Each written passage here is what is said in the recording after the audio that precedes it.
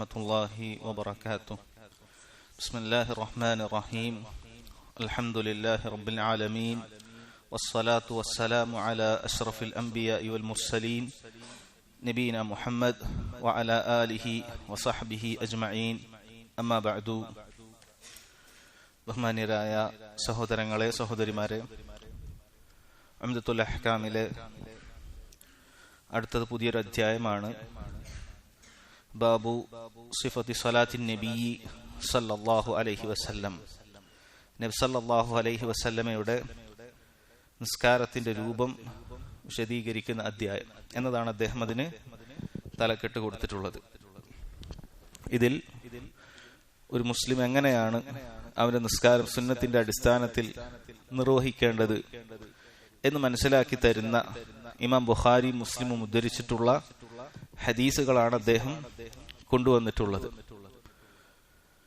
ഇത് വായിക്കുന്ന ഒരു വ്യക്തിയെ സംബന്ധിച്ചിടത്തോളം അവന്റെ നിസ്കാരം നബി സല്ലല്ലാഹു അലൈഹി വസല്ലമയുടെ സുന്നത്തിനോട് യോജിച്ച് നിസ്കരിക്കുവാൻ അവൻ സാധിക്കും. ധാരാളം പണ്ഡിതന്മാർ, കർമ്മശാസ്ത്ര പണ്ഡിതന്മാർ, ഫുഖഹാക്കൾ, അതുപോലെ തന്നെ മുഹദ്ദിസീങ്ങൾ ഈ വിഷയത്തിൽ പ്രത്യേക ഗ്രന്ഥം തന്നെ രചിച്ച് നമുക്ക് കാണാൻ സാധിക്കും. നബി സല്ലല്ലാഹു അലൈഹി വസല്ലമയുടെ നിസ്കാരം എന്ന പേരിൽ വളരെ പ്രശസ്തമായ ആധുനികരിൽ രചിച്ചിട്ടുള്ള ഒരു ഗ്രന്ഥമാണ് ഷെയ്ഖ് നാസറുദ്ദീൻ അൽബാനി റഹ്മത്തുള്ളാഹി അലൈഹിയുടെ സിഫത്തു സ്വലാത്തിൻ നബി സല്ലല്ലാഹു അലൈഹി വസല്ലം എന്ന ഗ്രന്ഥം. അതേ പേരിൽ തന്നെ ഷെയ്ഖ് ഇബ്നു ബാസ് റഹിമഹുള്ള, ഷെയ്ഖ് ഇബ്നു ഉസൈമീൻ റഹിമഹുള്ള പോലെയുള്ള പണ്ഡിതന്മാരും രചിച്ചതായി കാണാൻ സാധിക്കും. അവർക്ക് മുമ്പുള്ളവരും ശേഷമുള്ളവരും ധാരാളം ആളുകൾ ഇത് രചിച്ചിട്ടുണ്ട്. കാരണം നിസ്കാരം എന്ന് പറയുന്നത് ഒരു മുഅ്മിനെ സംബന്ധിച്ചിടത്തോളം അവന്റെ ജീവിതത്തിൽ അല്ലാഹു സുബ്ഹാനഹു വ തആല ആദ്യമായി ചോദിക്കുന്ന അമലാണ്. ഒരാൾക്ക് തൗഹീദ് ഉണ്ടോ, അവന്റെ അമലുകളുടെ കൂട്ടത്തിൽ അല്ലാഹു ആദ്യം അവനോട് ചോദിക്കുന്നത് നിസ്കാരത്തെ കുറിച്ചായിരിക്കും. അതുകൊണ്ട് തന്നെ ആ നിസ്കാരത്തെ കുറിച്ച് ശരിയായ രൂപത്തിൽ പഠിക്കുക എന്നുള്ളത് ഓരോരുത്തരെ സംബന്ധിച്ചിടത്തോളം വളരെ അനിവാര്യമായ കാര്യമാണ്. അതിൽ ചിലത് വളരെ നിർബന്ധമാണ്. അത് പഠിച്ചിട്ടില്ല എങ്കിൽ അവന്റെ നിസ്കാരം ബാത്തിലായി പോകും. അതാണ് പഠിക്കൽ നിർബന്ധമാണ്. എന്നാൽ അതിന്റെ പൂർത്തീകരണം എന്നോണം നിസ്കാരത്തിൽ കൂടുതൽ പ്രതിഫലം അവൻ ലഭിക്കണമെങ്കിൽ നബി സല്ലല്ലാഹു അലൈഹി വസല്ലമയുടെ ഓരോ സുന്നത്തും, അവിടുന്ന് അനങ്ങിയത് എവിടെ, അവിടുന്ന് അനങ്ങാതിരുന്നത് എവിടെ, അവിടുന്ന് ചൊല്ലിയത് എവിടെ, അവിടുന്ന് മിണ്ടാതിരുന്നത് എവിടെ, ഇതെല്ലാം കൃത്യമായി പഠിക്കുക എന്നുള്ളത് വളരെ അനിവാര്യമായ കാര്യമാണ്. നമ്മുടെ നിസ്കാരത്തെ കുറിച്ച് പോലും നമുക്ക് അങ്ങനെ കൃത്യമായി അറിയില്ല എങ്കിൽ അത് വലിയ അബദ്ധമാണ്, വലിയ ഖേദകരമായ അവസ്ഥയാണ്. എന്നാൽ ആ ഖേദകരമായ അവസ്ഥ നമുക്ക് ധാരാളമായി ജനങ്ങളുടെ ഇടയിലേക്ക് നോക്കിയാൽ കാണാൻ സാധിക്കും. ഒരുപാട് ആളുകൾ നിസ്കരിക്കുന്നുണ്ടാകും. ഓരോരുത്തരും അവരവർക്ക് തോന്നിയ രൂപത്തിൽ ചിലപ്പോൾ നിസ്കരിക്കുന്നുണ്ടാകും. എന്താണ് കൃത്യമായി ചൊല്ലേണ്ടതെന്ന് പഠിക്കാത്ത ചില ആളുകൾ, എങ്ങനെയാണ് നിൽക്കേണ്ടത്, എങ്ങനെയാണ് ഇരിക്കേണ്ടത് പോലെയുള്ള കാര്യങ്ങൾ അറിയാത്ത ചില ആളുകൾ, അങ്ങനെ നിസ്കാരവുമായി ബന്ധപ്പെട്ട ഏറ്റവും പ്രധാനപ്പെട്ട അമലായിട്ടുകൂടി അതുമായി ബന്ധപ്പെട്ട ഇൽമു പോലും ഇല്ലാത്ത ധാരാളം ആളുകളെ നമുക്ക് കാണാൻ സാധിക്കും. അതുകൊണ്ട് വിദ്യാർത്ഥികളെ സംബന്ധിച്ചിടത്തോളം ഈ അധ്യായം പ്രത്യേകമായി പഠിക്കുകയും ഓരോരുത്തർക്കും അവരവർ കാണുന്ന സമയത്ത് എവിടെയെങ്കിലൊക്കെ പോയി ഇതിന് വിരുദ്ധമായി സഹിഹായ ഹദീസുകൾക്ക് വിരുദ്ധമായിട്ട് ആരെങ്കിലും ഒക്കെ നിസ്കരിക്കുന്നത് കണ്ടാൽ അത് ഉണർത്തുക എന്നുള്ളത് വളരെ അനിവാര്യമായ കാര്യമാണ്. കാരണം മറ്റു കാര്യങ്ങളെ പോലെയല്ല, അവന്റെ നിസ്കാരത്തെ കുറിച്ചിട്ടാണ് നബി സല്ലല്ലാഹു അലൈഹി വസല്ലം പറഞ്ഞത്. ആരുടെയെങ്കിലും നിസ്കാരം നന്നായാൽ അവന്റെ ബാക്കി കാര്യങ്ങൾ നന്നാകും. ആരുടെയെങ്കിലും നിസ്കാരം മോശമായാൽ ബാക്കിയുള്ള കാര്യവും മോശമാകാനുള്ള സാധ്യതയുണ്ട്. എന്നാൽ സഹോദരങ്ങളെ, മറ്റേതൊരു അമല് പോലെയും നിസ്കാരത്തിന്റെ വിഷയത്തിലും അത് അള്ളാഹുവിൽ കബൂലാകാൻ രണ്ട് കാര്യങ്ങൾ ശ്രദ്ധിക്കേണ്ടതുണ്ട്. മറ്റേതൊരു ഇബാദത്ത് പോലെയും നിസ്കാരത്തിന്റെ കാര്യത്തിലും രണ്ട് കാര്യങ്ങൾ ശ്രദ്ധിക്കേണ്ടതുണ്ട്. ഒന്ന് അൽ ഇഖ്ലാസ്, അള്ളാഹു സുബ്ഹാനഹു വ തആലക്ക് മാത്രമായിരിക്കണം നമ്മുടെ നിസ്കാരം എന്ന് പറയുന്നത്. അള്ളാഹു അല്ലാത്ത ആളുകൾ ഉദ്ദേശിച്ചുകൊണ്ടുള്ള നിസ്കാരം അത് അള്ളാഹു സ്വീകരിക്കുകയില്ല. രണ്ട് അൽ മുതാബഅതു ലി റസൂലില്ലാഹ് സല്ലല്ലാഹു അലൈഹി വസല്ലം, അള്ളാഹുവിന്റെ റസൂലിന്റെ ചര്യ പിൻപറ്റിക്കൊണ്ട് അത് അതുപോലെ പ്രവർത്തിക്കുക എന്നുള്ളതാണ്. ഇതിൽ ഇഖ്ലാസിനെ കുറിച്ചിട്ട് അത് നമ്മൾ തൗഹീദിന്റെ ഗ്രന്ഥങ്ങളിലാണ് പഠിക്കുക. എന്താണ് തൗഹീദ്? അതിന്റെ ഗ്രന്ഥങ്ങളിൽ നമ്മൾ ഇഖ്ലാസിനെ കുറിച്ച് പഠിക്കും. നമ്മുടെ നിസ്കാരം ബാത്തിലായി പോകുന്നത് ഇഖ്ലാസിൽ കുറവുണ്ടാകുമ്പോൾ അത് നമ്മൾ തൗഹീദിലാണ് പഠിക്കുക. റിയാ ഉണ്ടാകുക, ആളുകളെ കാണിക്കാൻ ഉദ്ദേശിച്ചുകൊണ്ട് ചെയ്യുക. ഒരാള് കയറി വരുന്ന സമയത്ത് നമ്മൾ നേരത്തെ നിസ്കരിക്കുന്നതിനേക്കാളും നന്നാക്കി ഒന്ന് നിസ്കരിക്കുക. നമ്മൾ നല്ല ഖുശൂഉള്ള ആളാണ്, നമ്മൾ നല്ല തഖ്വയുള്ള ആളാണ് എന്നൊക്കെ ഒരാളെ കാണിക്കുന്നതിന് വേണ്ടിയിട്ട് ഒരാൾ നിസ്കരിക്കുക എന്നുള്ളതാണ് നിസ്കാരത്തിൽ കാണിക്കുന്ന ഏറ്റവും വലിയ റിയ എന്ന് പറയുന്നത്. ആളുകളെ കാണിക്കുവാൻ വേണ്ടി ഒന്നും നമ്മൾ ചെയ്യാൻ പാടില്ല. അതുപോലെ തന്നെ മനസ്സിലാക്കണം, ആളുകൾ ഉണ്ട് എന്നുള്ളത് കൊണ്ട് നമ്മൾ ഒന്നും ഉപേക്ഷിക്കാനും പാടില്ല. നമ്മൾ എങ്ങനെയാണോ എപ്പോഴും ചെയ്യുന്നത് ആ രൂപത്തിൽ തന്നെ ചെയ്യേണ്ടതുണ്ട്. രണ്ടാമത്തെ കാര്യം മുത്താബഅത്ത്. അതാണ് നമ്മൾ ഫിഖ്ഹിന്റെ ഗ്രന്ഥങ്ങളിൽ പഠിക്കുക. നബി സല്ലല്ലാഹു അലൈഹി വസല്ലം എന്ത് പറഞ്ഞു, എന്ത് ചെയ്തു, എങ്ങനെ ചെയ്തു, ഇതൊക്കെ ഫിഖ്ഹിന്റെ ഗ്രന്ഥങ്ങളിൽ സഹാബത്ത് നമുക്ക് വിശദീകരിച്ചു തരും. നബി സല്ലല്ലാഹു അലൈഹി വസല്ലം ഇങ്ങനെയായിരുന്നു നിസ്കരിക്കുമ്പോൾ ചെയ്തത്, അവിടുന്ന് ഇങ്ങനെ ഇരിക്കുമായിരുന്നു, അവിടുന്ന് ഇങ്ങനെയായിരുന്നു എഴുന്നേറ്റിരുന്നത്, അവിടുന്ന് ഇങ്ങനെ പറയുമായിരുന്നു. ഇതൊക്കെ നമ്മൾ ഫിഖ്ഹിന്റെ ഗ്രന്ഥങ്ങളിൽ പഠിക്കും. ഇത് രണ്ടും ഒരു വ്യക്തിയെ സംബന്ധിച്ചിടത്തോളം മനസ്സിലാക്കൽ വളരെ അനിവാര്യമാണ്. ഒരാൾ നല്ല ഇഖ്ലാസോടുകൂടി ആണ് നിസ്കരിക്കുന്നത്, അള്ളാഹുവിനല്ലാതെ ആരെയും ഉദ്ദേശിക്കുന്നില്ല. അവൻ ചിലപ്പോ രാത്രിയുടെ ഉള്ളിന്റെ ഭാഗത്തിൽ അള്ളാഹുവിന് വേണ്ടി നിന്ന് നിസ്കരിക്കുന്നവനായിരിക്കും. പക്ഷെ അവൻ സുന്നത്തിന്റെ ഒരു കാര്യവും അറിയില്ല. അവൻ നിസ്കാരത്തിലെ റുക്കുനുകളെ കുറിച്ചിട്ടോ ഷർത്തിനെ കുറിച്ചിട്ടോ അതിൽ നിർബന്ധമായി ചൊല്ലേണ്ട ദിക്റുകളെ കുറിച്ചിട്ടോ ഒന്നും അറിയില്ല. അവൻ നിസ്കരിക്കുന്ന സമയത്ത് അത് അള്ളാഹുവിങ്കിൽ സ്വീകാര്യ യോഗ്യമല്ലാതായി തീരുകയാണ്. കാരണം ഇഖ്ലാസ് ഉണ്ട്, പക്ഷേ മുത്താബഅത്തില്ല. ഇനി രണ്ടാമതൊരു വ്യക്തി എല്ലാം കൃത്യമായി പഠിച്ചിട്ടുണ്ട്. ചിലപ്പോൾ ഈ ഹദീസുകളെല്ലാം അവന് മനഃപ്പാഠം തന്നെ ആയിരിക്കും. ബാബു സിഫത്തി സ്വലാത്തിൻ നബി ചിലപ്പോൾ അവൻ ഹിഫ്ളാക്കിയിട്ടുണ്ടാകും. പക്ഷെ ആളുകളെ കാണിക്കാൻ വേണ്ടിയിട്ടാണ് അവൻ ആ നിസ്കാരം ചെയ്യുന്നത് എങ്കിൽ, ആ നിസ്കരിക്കുന്നത് എങ്കിൽ അവനെ സംബന്ധിച്ചിടത്തോളം അത് ആദ്യം പറഞ്ഞവനേക്കാളും ഗൗരവമുള്ള കാര്യമാണ്. കാരണം ആദ്യത്തെ വ്യക്തിക്ക് ജഹലിന്റെ ഉദറെങ്കിലും ചിലപ്പോൾ കിട്ടിയേക്കാം, അറിവില്ലായ്മയുടെ ഒരു ഉദറെങ്കിൽ കിട്ടിയേക്കാം. അതില്ല. കാരണം അവൻ പഠിച്ചിട്ടുണ്ട്, ഹദീസുകൾ അടക്കം പഠിച്ചിട്ടുണ്ട്. പക്ഷെ ആളുകളെ കാണിക്കാൻ വേണ്ടി ചെയ്തു, അതങ്ങനെ ഇല്ലാതാക്കി കളയുകയാണ് ചെയ്തിട്ടുള്ളത്. അതുകൊണ്ട് തന്നെ നമ്മൾ ഈ വിഷയത്തിൽ നന്നായി മനസ്സിലാക്കണം. ഇഖ്ലാസോടുകൂടി നബി സല്ലല്ലാഹു അലൈഹി വസല്ലമയുടെ സുന്നത്ത് പിൻപറ്റിക്കൊണ്ട് നമ്മൾ മനസ്സിലാക്കണം. നമ്മൾ ധാരാളം കേൾക്കുന്ന കാര്യമാണ് ഇഖ്ലാസ് അൽ മുതാബഅ. സലഫി ഉലമാക്കളുടെ എല്ലാ ദർസുകളിലും അവരുടെ പൊതു ക്ലാസ്സുകളിലെല്ലാം തന്നെ അവർ പറയുന്ന കാര്യമാണ് ഈ രണ്ട് കാര്യം. ഇത് നമ്മൾ ധാരാളം കേൾക്കുന്നതുകൊണ്ട് ചിലപ്പോഴൊക്കെ നമുക്ക് എളുപ്പമാണെന്ന് തോന്നിയിട്ടുണ്ടാകും. പക്ഷെ അത്ര എളുപ്പമുള്ള കാര്യമല്ല. ഇഖ്ലാസ് എന്ന് പറയുന്നത് ഏറ്റവും കൂടുതൽ നമുക്ക് ആവശ്യമുള്ള കാര്യമാണ്, വളരെ പ്രയാസമുള്ള കാര്യമാണ്. സലഫുകളുടെ ഗ്രന്ഥങ്ങൾ നമുക്ക് വായിച്ചാൽ മനസ്സിലാക്കാൻ സാധിക്കും. അവർക്ക് ഏറ്റവും പ്രയാസം ഇഖ്ലാസാണ്, മുതാബഅത്തല്ല. മുതാബഅത്ത് നമുക്ക് കഷ്ടപ്പെട്ടിരുന്ന് പഠിച്ചാൽ ഉണ്ടാക്കിയെടുക്കാം. പക്ഷെ ഇഖ്ലാസ് അത് വലിയ പ്രയാസമുള്ള കാര്യമാണ്. അതുകൊണ്ട് ഇത് രണ്ടും വളരെ ഗൗരവമുള്ള കാര്യമാണ്. ഇനി അതുപോലെ തന്നെ മുതാബഅത്ത്, ഇന്ന് കാലത്ത് അത് കൃത്യമായ മുതാബഅത്ത് കിട്ടണമെങ്കിൽ സഹീഹായ ഹദീസുകൾ അവലംബിക്കണം. അതിന് പണിയുണ്ട്. നമ്മൾ വെറുതെ കൈയും കെട്ടിയിരുന്ന ആരെങ്കിലൊക്കെ പറയുന്നത് കേട്ടിട്ട് കാര്യമല്ല. പറയുന്നത് ഏത് സ്രോതസ്സിൽ നിന്നാണ്, ഏത് പണ്ഡിതനിൽ നിന്നാണ് പറയുന്നത്, ഇതെല്ലാം കൃത്യമായി മനസ്സിലാക്കേണ്ടതുണ്ട്. അതുകൊണ്ട് ഇത് രണ്ടും ശ്രമകരമായ പണി തന്നെയാണ്, അതല്ലാതെ എളുപ്പമല്ല എന്ന കാര്യം നമ്മൾ വളരെ ഗൗരവത്തോടുകൂടി മനസ്സിലാക്കുക. ഏതൊരു ഇബാദത്ത് പോലെയും നിസ്കാരത്തിനും ഈ രണ്ട് കാര്യങ്ങൾ പരിഗണിക്കുക എന്നത് അനിവാര്യമാണ്.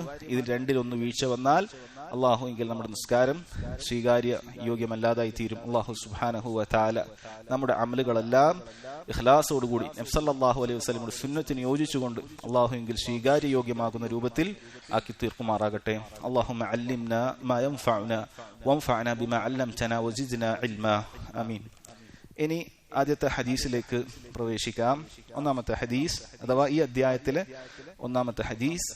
عن أبي هريرة رضي الله عنه قال كان رسول الله صلى الله عليه وسلم إذا كبر في الصلاة سكت هنيهة قبل أن يقرأ فقلت يا رسول الله بأبي أنت وأمي أرأيت سكوتك بين التكبير والقراءة ما تقول؟ قال أقول اللهم باعد بيني وبين خطاياي كما باعدت بين المشرق والمغرب اللهم نقني من خطاياي كما ينقى الثوب الأبيض من الدنس اللهم اغسلني من الخطاياي اللهم اغسلني من خطاياي بالماء والثلج والبرد. നിങ്ങൾക്ക് അറിയാവുന്നതുപോലെ തന്നെ ഇമാം ബുഖാരിയും മുസ്ലിമും ഉദ്ധരിച്ചിട്ടുള്ള ഹദീസാണ്. എന്താണ് ഈ ഹദീസിലുള്ളത്? അബൂ ഹുറൈറ റളിയല്ലാഹു അൻഹു അദ്ദേഹം നബി സല്ലല്ലാഹു അലൈഹി വസല്ലമയെ കുറിച്ച് പറഞ്ഞു തരികയാണ്. കാന റസൂലുള്ളാഹി സല്ലല്ലാഹു അലൈഹി വസല്ലം, റസൂലുള്ളാഹി സല്ലല്ലാഹു അലൈഹി വസല്ലം ആയിരുന്നു ഇദാ കബ്ബറ ഫിസ്സലാത്തി സകത ഹുനൈഹതൻ ഖബ്ല അൻ യഖറ, നിസ്കാരത്തിൽ അല്ലാഹു അക്ബർ എന്ന് പറഞ്ഞ് കൈകെട്ടിയാൽ അവിടുന്ന് പാരായണം ആരംഭിക്കുന്നതിന് മുമ്പ് കുറഞ്ഞ ഒരു സമയം മിണ്ടാതെ നിൽക്കുമായിരുന്നു. സകത എന്ന് പറഞ്ഞാൽ മിണ്ടാതെ നിൽക്കുക എന്നതാണ്. ഹുനൈഹത്തൻ കുറച്ചു നേരം, ഖബ്ല അൻ യഖറ പാരായണം ആരംഭിക്കുന്നതിന് മുമ്പ്. ഫഖുൽതു യാ റസൂലല്ലാഹ്, അല്ലാഹുവിന്റെ റസൂലേ, ബി അബി അൻത വ ഉമ്മി. ഇത് അറബി ഭാഷയിലൊരു പ്രയോഗ രീതിയാണ്. എന്താണ് അത് പറയുന്നത്? എന്റെ ഉമ്മയും ഉപ്പയും താങ്കൾക്ക് പകരമായിരിക്കട്ടെ. കാരണം നബി സല്ലല്ലാഹു അലൈഹി വസല്ലമയോടാണ് പറയുന്നത്. ചില പണ്ഡിതന്മാർ പറഞ്ഞു ഇത് അള്ളാഹുവിന്റെ റസൂലിനോടെ പറയാൻ പറ്റൂ. കാരണം നമുക്ക് നമ്മുടെ ഉമ്മയെക്കാളും ഉപ്പയെക്കാളും സ്വന്തം നഫ്സിനേക്കാളും അള്ളാഹുവിന്റെ റസൂലാണ് വലുത് സല്ലല്ലാഹു അലൈഹി വസല്ലം. അതുകൊണ്ട് എന്റെ ഉപ്പയും ഉമ്മയും ഒക്കെ താങ്കൾക്ക് പകരമായി നൽകുകയാണ് ഈ ഒരു ഇൽമു കിട്ടുന്നതിന് വേണ്ടി. നബി സല്ലല്ലാഹു അലൈഹി വസല്ലമയുടെ ഹുബ്ബ് കൊണ്ട് പറയുകയാണ്, അറഅയ്ത സുകൂതക ബൈന തക്ബീരി വൽ ഖിറാഅ മാ തഖൂൽ. തക്ബീറിന്റെയും അതുപോലെ ഖിറാഅത്ത് ആരംഭിക്കുന്നതിന്റെയും ഇടയിൽ ഒരു സുക്കൂത്തുണ്ടല്ലോ, അവിടെ മിണ്ടാതെ നിൽക്കുന്നുണ്ടല്ലോ. മാ തഖൂൽ, എന്താണ് പറയുന്നത് എന്ന് ചോദിച്ചു നബി സല്ലല്ലാഹു അലൈഹി വസല്ലം. ശേഷം നമുക്ക് മിക്കവർക്കും സുപരിചിതമായിട്ടുള്ള ഈ ദുആ ഉൽ ഇസ്തിഫ്താഹ്, അല്ലാഹുമ്മ ബഈദ് ബൈനി എന്ന ദുആ, ഇതാണ് പറയുന്നത് എന്ന് പറഞ്ഞു കൊടുത്തു. ഇനി ഹദീസിന്റെ വിശദീകരണത്തിലേക്ക് നോക്കാം. ഇവിടെ ഒന്നാമത് ഇവിടെ പറയുന്നുണ്ട്, അറഅയ്ത സുകൂതക ബൈന തക്ബീരി വൽ ഖിറാഅ, തക്ബീറിന്റെയും ഖിറാഅത്തിന്റെയും ഇടയിൽ ഒരു സുക്കൂത്തുണ്ട്. മാ തഖൂൽ, പിന്നീട് ചോദിക്കുന്നു എന്താണ് പറയുന്നത്. സുക്കൂത്ത് എന്ന് പറഞ്ഞാൽ അത് പറയാതിരിക്കുക എന്നുള്ളതാണ് പൊതുവെ അർത്ഥം. പക്ഷെ അതിനുശേഷം ചോദിക്കുന്നത് എന്താണ് പറയുന്നത് എന്നതാണ്. അപ്പൊ എന്താണ് അതുകൊണ്ട് ഉദ്ദേശിക്കുന്നത്? ഇബ്നു ഉസൈമീൻ റഹിമഹുല്ലാ അദ്ദേഹം പറയുന്നത്, സുക്കൂത്ത് എന്ന് പറഞ്ഞു കഴിഞ്ഞാൽ ഇവിടെ രണ്ടർത്ഥത്തിൽ ഉപയോഗിക്കാറുണ്ട്. ഒന്ന് അദമുൽ കലാമി മുത്ലഖൻ, നിരുപാധികമായി സംസാരമില്ലാത്ത അവസ്ഥക്ക് സുക്കൂത്ത് എന്ന് പറയും. രണ്ടാമത്തെ ഒരു അർത്ഥം അദമു റഫ്ഇ സൗത്ത്, ശബ്ദം ഉയർത്താതിരിക്കുക എന്ന അർത്ഥത്തിലും സുക്കൂത്ത് എന്ന് ഉപയോഗിക്കാറുണ്ട്. ഇപ്പൊ ഒരാൾ ഉച്ചത്തിൽ സംസാരിക്കുമ്പോൾ ഉസ്കൂത്ത് എന്ന് പറഞ്ഞാൽ അത് ഒന്നും മിണ്ടാതിരിക്കാം, അല്ലെങ്കിൽ ഇത്ര ഒച്ചുണ്ടാക്കല്ലേ, പതുക്കെയാക്കുക, ശബ്ദം പതുക്കെയാക്കുക എന്ന അർത്ഥത്തിലും അത് ഉപയോഗിക്കപ്പെടാറുണ്ട് എന്നുള്ളതാണ്. അപ്പോൾ സഹാബത്ത് നബി സല്ലല്ലാഹു അലൈഹി വസല്ലം പതുക്കെ പറയുന്നത് കാണുന്നുണ്ട്. നമുക്ക് മറ്റു പല റിവായത്തുകളിലും കാണാൻ സാധിക്കും. നബി സല്ലല്ലാഹു അലൈഹി വസല്ലം ഖുർആനിൽ എത്രയാണ്, അഥവാ ജഹറല്ലാത്ത ളുഹറും അസ്റും പോലെയുള്ള നിസ്കാരത്തിൽ എത്ര ആയത്ത് ഓതി എന്നുള്ളത് നമ്മൾ അവിടുത്തെ താടി അനങ്ങുന്നത് കണ്ടിട്ടാണ് മനസ്സിലാക്കിയിരുന്നത് എന്നാണ്. അപ്പൊ അതിൽ നിന്നും അവർ ചുണ്ടനങ്ങുന്നത് കണ്ടിട്ട്, താടി അനങ്ങുന്നത് കണ്ടിട്ടൊക്കെ മനസ്സിലാക്കാറുണ്ട്. അബൂ ഹുറൈറ റളിയല്ലാഹു അൻഹു അതുപോലെ കണ്ടിട്ടുണ്ടാകണം. നബി സല്ലല്ലാഹു അലൈഹി വസല്ലം എന്തോ പറയുന്നുണ്ട്, പക്ഷെ റഫ്ഉ സൗത്തില്ല, ശബ്ദം ഉയർത്തിയിട്ടില്ല. അതുകൊണ്ടാണ് മിണ്ടാതെ നിൽക്കുന്നു എന്ന് പറയുകയും എന്നിട്ട് എന്താണ് പറഞ്ഞത് എന്ന് ചോദിക്കുകയും ചെയ്തത്. അതല്ലാതെ അത് വൈരുദ്ധ്യമല്ല എന്ന് അദ്ദേഹം പ്രത്യേകം പറഞ്ഞതായി കാണാൻ സാധിക്കും. അപ്പോൾ നബി സല്ലല്ലാഹു അലൈഹി വസല്ലം ഈ പ്രാർത്ഥന പറഞ്ഞു കൊടുക്കുകയാണ്. എന്താണ് ഈ പ്രാർത്ഥന? ഇത് ദുആ ഉൽ ഇസ്തിഫ്താഹാണ്. വളരെ പ്രധാനപ്പെട്ട ഒരു ദുആ ഉൽ ഇസ്തിഫ്താഹാണ് ഇത്. നമ്മൾ പഠിക്കാൻ ശ്രദ്ധിക്കേണ്ടതുണ്ട്. പ്രത്യേകിച്ചും ഫർള് നിസ്കാരങ്ങളിൽ നമുക്ക് ചൊല്ലാൻ ഏറെ പ്രോത്സാഹിപ്പിക്കപ്പെട്ടിട്ടുള്ള രണ്ട് ദുആ ഉൽ ഇസ്തിഫ്താഹിൽ ഒന്നാണ് ഇത്. അല്ലാഹുമ്മ ബഈദ് ബൈനി വബൈന ഖതായായ എന്ന് തുടങ്ങുന്ന ഈ ദുആ. അതുകൊണ്ട് ആമുഖമായി ആരെങ്കിലും ഇത് പഠിക്കാത്തവരുണ്ട് എങ്കിൽ അത് പഠിക്കാനൊന്ന് ശ്രമിക്കണം. കാരണം നമ്മുടെ നിസ്കാരത്തിന്റെ വിഷയമാണ്. നമ്മൾ മറ്റു പല കാര്യങ്ങളും പഠിക്കാറുണ്ട്. അതുകൊണ്ട് അതിന്റെ ദുആയുടെ കിതാബ് എടുത്തിട്ട് അതിന്റെ അർത്ഥമൊക്കെ നോക്കി നമ്മൾ ആവർത്തിച്ച് കുറച്ച് ദിവസങ്ങളൊക്കെ ആയിട്ട് അത് പഠിക്കാൻ ശ്രമിക്കണം എന്ന് ആമുഖമായി ഓർമ്മപ്പെടുത്തുകയാണ്. ഇനി ദുആയുടെ അർത്ഥം ഒന്ന് പറയാം. എന്താണ് അതിലുള്ളത്? അല്ലാഹുമ്മ, അല്ലാഹുവേ എന്നുള്ളതാണ്. അല്ലാഹുമ്മ എന്ന് പറഞ്ഞാൽ നമ്മൾ പലപ്പോഴും കേട്ടിട്ടുള്ളത് തന്നെ ആയിരിക്കും. യാ അല്ലാഹ് എന്നാണ് അതിന്റെ അർത്ഥം. അല്ലാഹുവേ എന്നുള്ളതാണ്. പിന്നീട് ആ യാഇനെ ഒഴിവാക്കി, അത് നിദ, കുട്ടികൾക്കറിയാം. നിദ എന്ന് പറഞ്ഞാൽ വിളിക്കാൻ വേണ്ടി ഉപയോഗിക്കുന്ന ഹർഫു നിദ എന്നാണ് പറയാം. നമ്മളൊരാൾ വിളിക്കാൻ, മലയാളത്തിലൊക്കെയാണ് ഏയ് എന്നൊക്കെ നമ്മൾ വിളിക്കും. അപ്പൊ അതിന്റെ പകരം അറബിയിൽ യാ എന്നാണ്. അപ്പൊ അതിന് പകരം അത് ഒഴിവാക്കിക്കൊണ്ട് എന്ത് ചെയ്തു? അതിന് പകരം മീം കൊടുക്കുകയാണ് ഉണ്ടായത്. മീം നൽകി. ആ മീം അല്ലാഹുമ്മ എന്ന് പറഞ്ഞു കൊടുത്തു. ആ മീമിന് പണ്ഡിതന്മാർ അതിന് ധാരാളം അർത്ഥം പറയുന്നുണ്ട്. കാരണം മീം എന്ന് പറയുന്നത് ദാലത്തുൻ അലൽ ജംഅ, ഒരു ജംഇനെ സൂചിപ്പിക്കുന്നുണ്ട്. കാരണം മീം എന്ന് പറയുന്ന സമയത്ത് തന്നെ നമ്മുടെ ചുണ്ട് ഇങ്ങനെ കൂട്ടിയിട്ടാണ് നമ്മൾ പറയുന്നത്. മീം എന്ന് പറയുമ്പോൾ ചുണ്ട് കൂട്ടിയിട്ടാണ്, അല്ലെ? ചുണ്ട് തുറന്നിട്ടൊക്കെ നമ്മൾ പല അക്ഷരം പറയാറുണ്ട്. മീം ചുണ്ട് കൂട്ടിയിട്ടാണ്. നമ്മുടെ ഖൽബും നമ്മുടെ നാവും നമ്മുടെ സംസാരവും എല്ലാം അല്ലാഹു സുബ്ഹാനഹു വ തആലയിലേക്ക് പ്രതീക്ഷിച്ചുകൊണ്ട് നമ്മൾ കൂട്ടിയിട്ടാണ് പറയുന്നത്. ഇനി എന്തുകൊണ്ട് മീമിനെ പിന്തിച്ചു? മീം കൊടുക്കണം എന്ന് പറഞ്ഞു. മീം ആദ്യം പറഞ്ഞില്ല, മല്ലാഹ് എന്ന് പറഞ്ഞില്ല, അല്ലാഹുമ്മ എന്നാണ് പറഞ്ഞത്. അതും പണ്ഡിതന്മാർ പറഞ്ഞത് കാരണം അള്ളാഹുവിന്റെ നാമം ആദ്യം വരുന്നതിന് വേണ്ടിയിട്ടാണ്. കാരണം അതിൽ ബറക്കത്തുണ്ട്. ആരംഭിക്കുമ്പോൾ തന്നെ അള്ളാഹുവിന്റെ നാമം വരുന്നതിന് വേണ്ടിയിട്ടാണ്. ഇത് കേവലം ഈ ദുആയിൽ മാത്രമല്ല. നമുക്കറിയാം, നമ്മൾ ധാരാളം ദുആ പറയാറുണ്ട്. അല്ലാഹുമ്മ ഇഗ്ഫിർലി ദുനൂബി എന്നൊക്കെ പറഞ്ഞ് ദുആ ചെയ്യാറുണ്ട്. അല്ലാഹുമ്മ ഇർസുഖ്നി, അതുപോലെ തന്നെ അല്ലാഹുമ്മ ഇന്നി അസ്അലുക്കൽ ജന്ന, അല്ലാഹുമ്മ ഇന്നാ നഊദു ബിക മിനന്നാർ. നമ്മൾ ധാരാളം ദുആയുണ്ട്. എല്ലാ ദുആയിലും അല്ലാഹുമ്മ എന്ന് പറഞ്ഞാൽ അതുകൊണ്ട് ഉദ്ദേശിക്കുന്നത് അള്ളാഹുവേ എന്നുള്ളതാണ്. അതിലെ ഘടന എങ്ങനെയാണ്? യാ അല്ലാഹ് എന്നുള്ള വാക്ക് അല്ലാഹുമ്മ എന്ന് പറഞ്ഞു. ബാഇദ് ബൈനി വബൈന ഖതായായ. ബാഇദ് എന്താണ്? ബാഇദ് എന്ന് പറഞ്ഞാൽ അകറ്റണമേ എന്നാണ്. ബാഅദ എന്ന് അറബിയിൽ പറഞ്ഞാൽ അകറ്റി എന്നാണ്. പരസ്പരം അകറ്റി എന്നുള്ളതിനാണ് ബാഅദ എന്ന് പറയുന്നത്. ബാഇദ് എന്ന് പറയുന്നത് ഒരു തൊലബാണ്, അള്ളാഹുവിനോടുള്ള ദുആയാണ്. അകറ്റണമേ എന്നുള്ള ദുആയാണ്.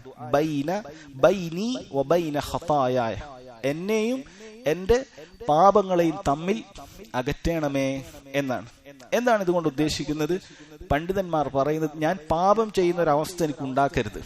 പാപവും ഞാനും തമ്മിൽ വളരെ ദൂരമായിരിക്കണം. എന്നെയും പാപങ്ങളെയും തമ്മിൽ അകറ്റണം. ഞാൻ പാപത്തിന്റെ കൂട്ടുകാരനാകുന്നത് പാടില്ല. മറിച്ച് ഞാനും പാപവും തമ്മിൽ അങ്ങേയറ്റം ദൂരമുണ്ടായിരിക്കണം. ഞാനൊരു പാപി അല്ലാതിരിക്കാൻ, എനിക്കൊരു പാപവും സംഭവിക്കാതിരിക്കാൻ ദുആ ചെയ്യണം. പിന്നെ നമ്മൾ ദുആ ചെയ്യുന്ന സമയത്ത് ഇതൊക്കെ ഓർക്കണം. നമ്മൾ പല തിന്മകളും നമ്മൾ എത്ര തന്നെ മാറ്റാൻ ശ്രമിച്ചാലും അത് നമ്മുടെ സംസാരത്തിലുള്ള ചിലപ്പോൾ തിന്മകളായിരിക്കും, അതല്ലെങ്കിൽ നോട്ടത്തിലുള്ള തിന്മകളായിരിക്കും, മറ്റു പ്രവൃത്തിയിലുള്ള തിന്മകളായിരിക്കും. അത് മാറ്റണം എന്ന് ആഗ്രഹമുണ്ട് എങ്കിൽ ഇഖ്ലാസോടുകൂടി അള്ളാഹുവിനോട് നിസ്കാരത്തിൽ ദുആ ചെയ്യണം. അല്ലാഹുമ്മ ബാഇദ് ബൈനി വബൈന ഖതായായ, ഞാനും എന്റെ പാപങ്ങളും തമ്മിൽ അകറ്റണം. ഖതീഅത്ത് എന്ന് പറഞ്ഞാൽ പാപം, അതിന്റെ ബഹുവചനമാണ് ഖതായ. അത് എന്റെ പാപം എന്ന് പറയാനാണ് പിന്നീട് ഒരു യാ. പല ആളുകൾ അത് വിട്ടുപോകും, ഖതായ എന്ന് മാത്രം പറയും. ഖതായായ, എന്റെ പാപങ്ങൾ, എന്റെ പാപങ്ങൾക്കും എനിക്കുമിടയിൽ അകറ്റണമേ എന്ന് പറഞ്ഞു. എങ്ങനെ അകറ്റണം എന്നതുകൂടി പറഞ്ഞു. അതിനൊരു മുബാലഗ പറഞ്ഞു. കമാ യുനഖ സൗബുൽ അബിയദു മിനദ്ദനസ്, വെള്ള വസ്ത്രം, അഫ്വൻ കമാ ബഅദത ബൈനൽ മശ്രിഖി വൽ മഗ്രിബ്, കിഴക്കിനെയും പടിഞ്ഞാറിനെയും നീ അകറ്റിയതുപോലെ. അല്ല, ഒരു മനുഷ്യനെ സംബന്ധിച്ചിടത്തോളം അവന്റെ കണ്ണിൽ കാണുന്ന ഏറ്റവും അകലമുള്ള രണ്ട് കാര്യം ഏതാണ്? കിഴക്ക് പടിഞ്ഞാറുമാണ്, അല്ലെ? അവൻ കാണുന്ന അതിനേക്കാൾ അകലുള്ളതൊന്നും കാണാൻ സാധിക്കുകയില്ല.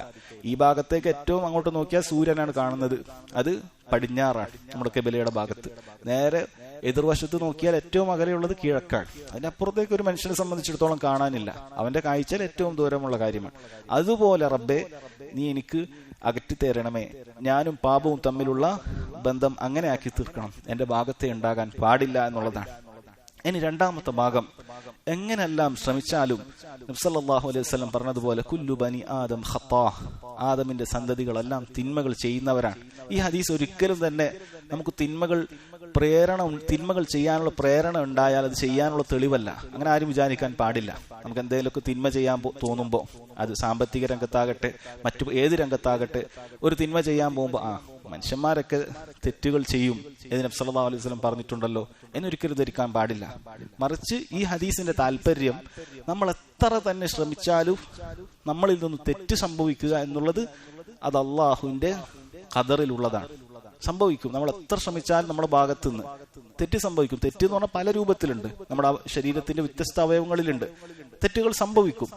അങ്ങനെ സംഭവിച്ചു കഴിഞ്ഞാൽ അതിൽ നിന്നും എന്റെ പാപങ്ങളെ അത് നീക്കിത്തരണമേ എന്നുള്ള ദുആയാണിത്. അല്ലാഹുമ്മ നഖ്നി, അല്ലാഹുവേ നീ ശുദ്ധിയാക്കി തരണം, വൃത്തിയാക്കി തരണം.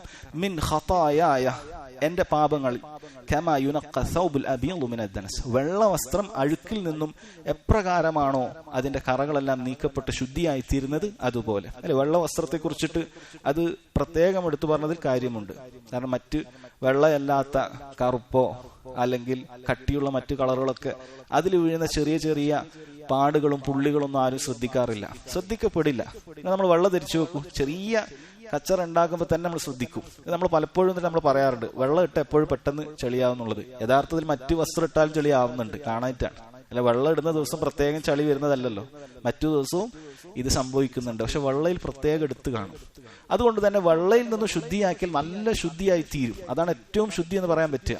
അല്ല, ഒരാൾ നല്ലൊരു അലക്കുകാരനാണ് എന്ന് മനസ്സിലാക്കണേ അയാൾക്ക് വെള്ളം എടുത്താൽ മതി. മറ്റേത് കൊടുത്താൽ അങ്ങനെ മനസ്സിലാക്കിക്കൊള്ളുന്നില്ല. അയാൾ വൃത്തിയാക്കി ചിലപ്പോൾ കുറച്ച് വൃത്തിയാക്കി ബാക്കി അഴുക്കുണ്ടെങ്കിലും അത് നമുക്ക് അറിയാൻ സാധിക്കില്ല. അത് വെള്ളം എടുത്തു നോക്കിയാൽ നമുക്ക് മനസ്സിലാക്കാൻ പറ്റും നന്നായി അലക്കുന്നുണ്ടോ എന്ന്. അപ്പൊ അത്രയും മുബാലകത്തായി പറയുകയാണ്, അത്രയും അങ്ങേയറ്റമായി പറയുകയാണ്. അങ്ങനെ വെള്ള വസ്ത്രം അഴുക്കിൽ നിന്നെല്ലാം ശുദ്ധിയാകുന്നത് പോലെ എന്നെ പാപങ്ങളിൽ നിന്നും ശുദ്ധിയാക്കി തരണമേ എന്ന് അല്ലാഹു സുബ്ഹാനഹു വ തആലയോട് ദുആ ചെയ്യുകയാണ്.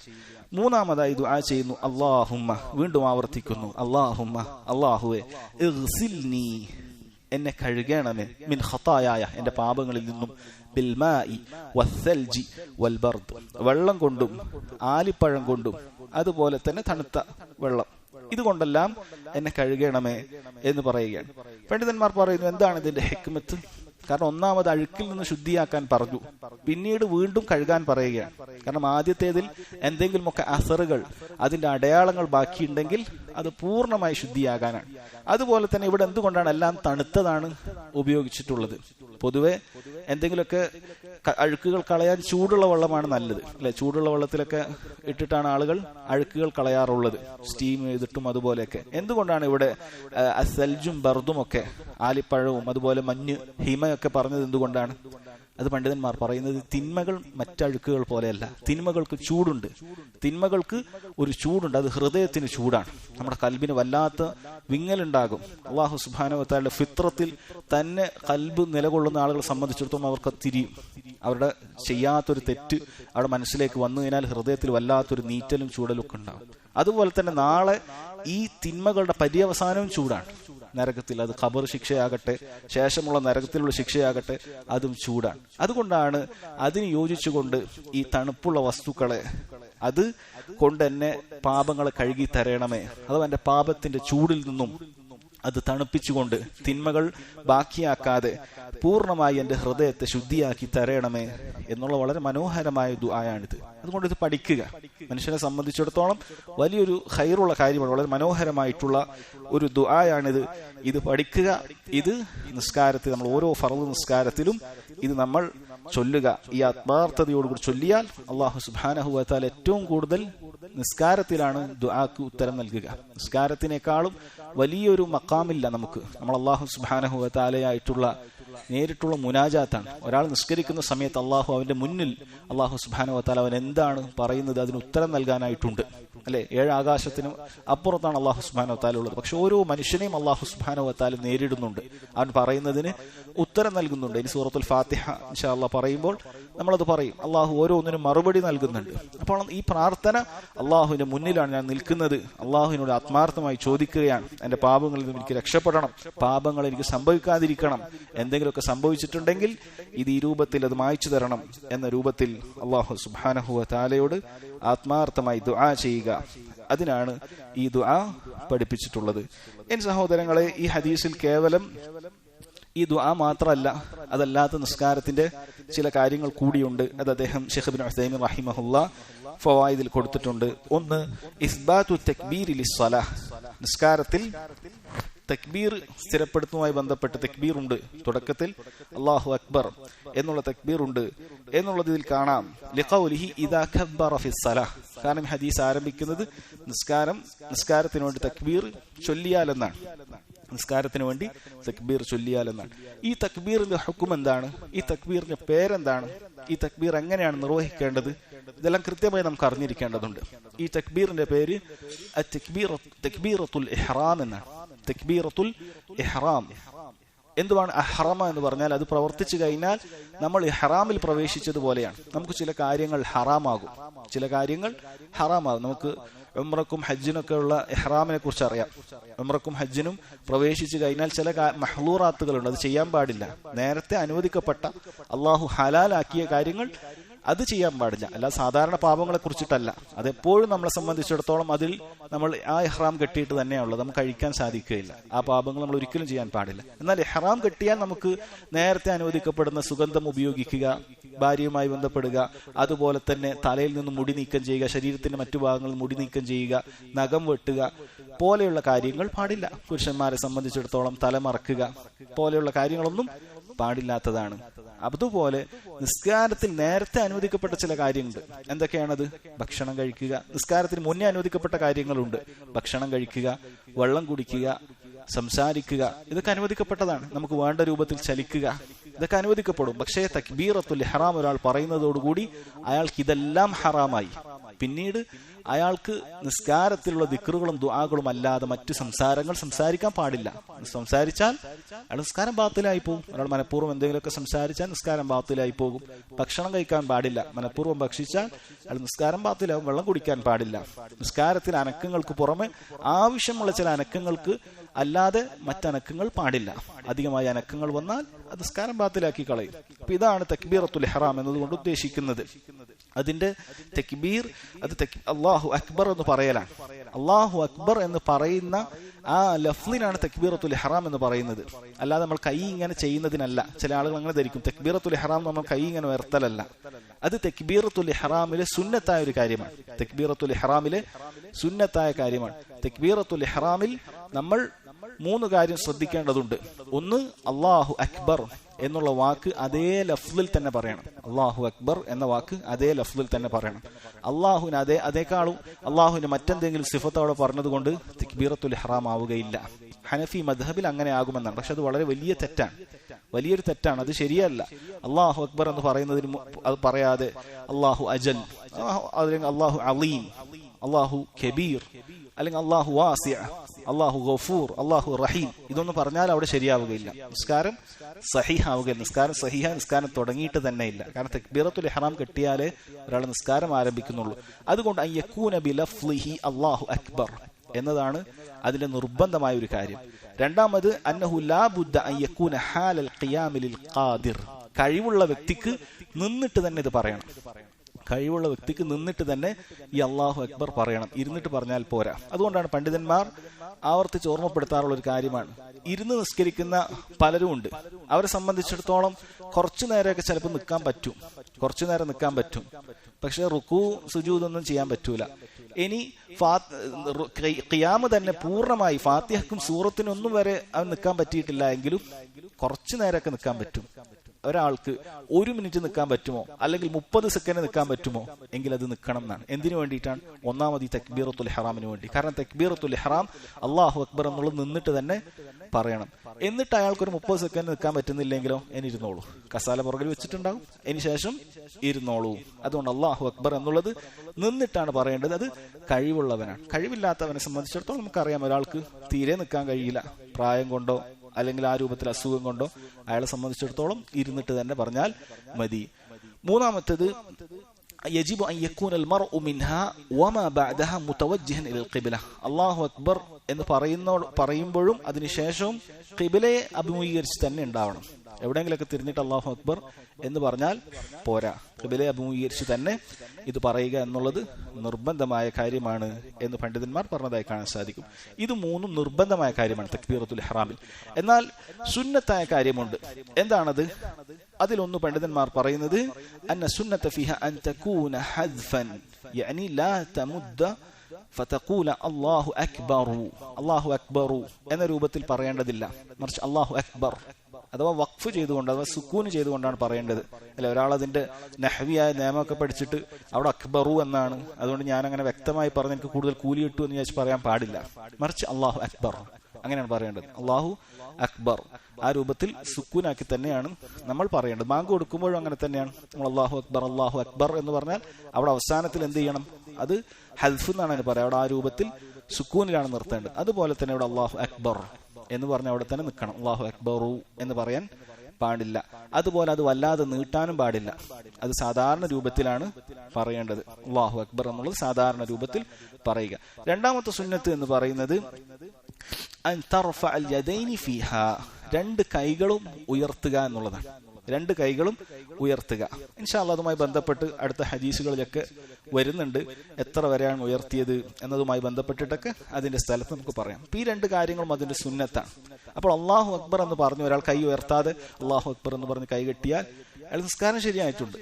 രണ്ടാമത്തെ ഒരാൾ കൈയൊക്കെ ഇങ്ങനെ നല്ല ഉയർത്തിയിട്ടുണ്ട്, നല്ല വൃത്തിയിൽ ഉയർത്തി, പക്ഷെ അല്ലാഹു അക്ബർ എന്ന് പറയാതെ നേരെ കൈ കെട്ടിയാലോ ഒരു കാര്യമില്ല, അയാളുടെ നിസ്കാരം ശരിയായിട്ടില്ല. അഥവാ തക്ബീറത്തുൽ ഇഹ്റാം എന്ന് പറഞ്ഞ് നമ്മൾ ഉദ്ദേശിക്കുന്നത് ഈ കൈ ഉയർത്തുന്നതിനല്ല, മറിച്ച് അതൊരു റുക്നുൻ ഖൗലിയാണ്.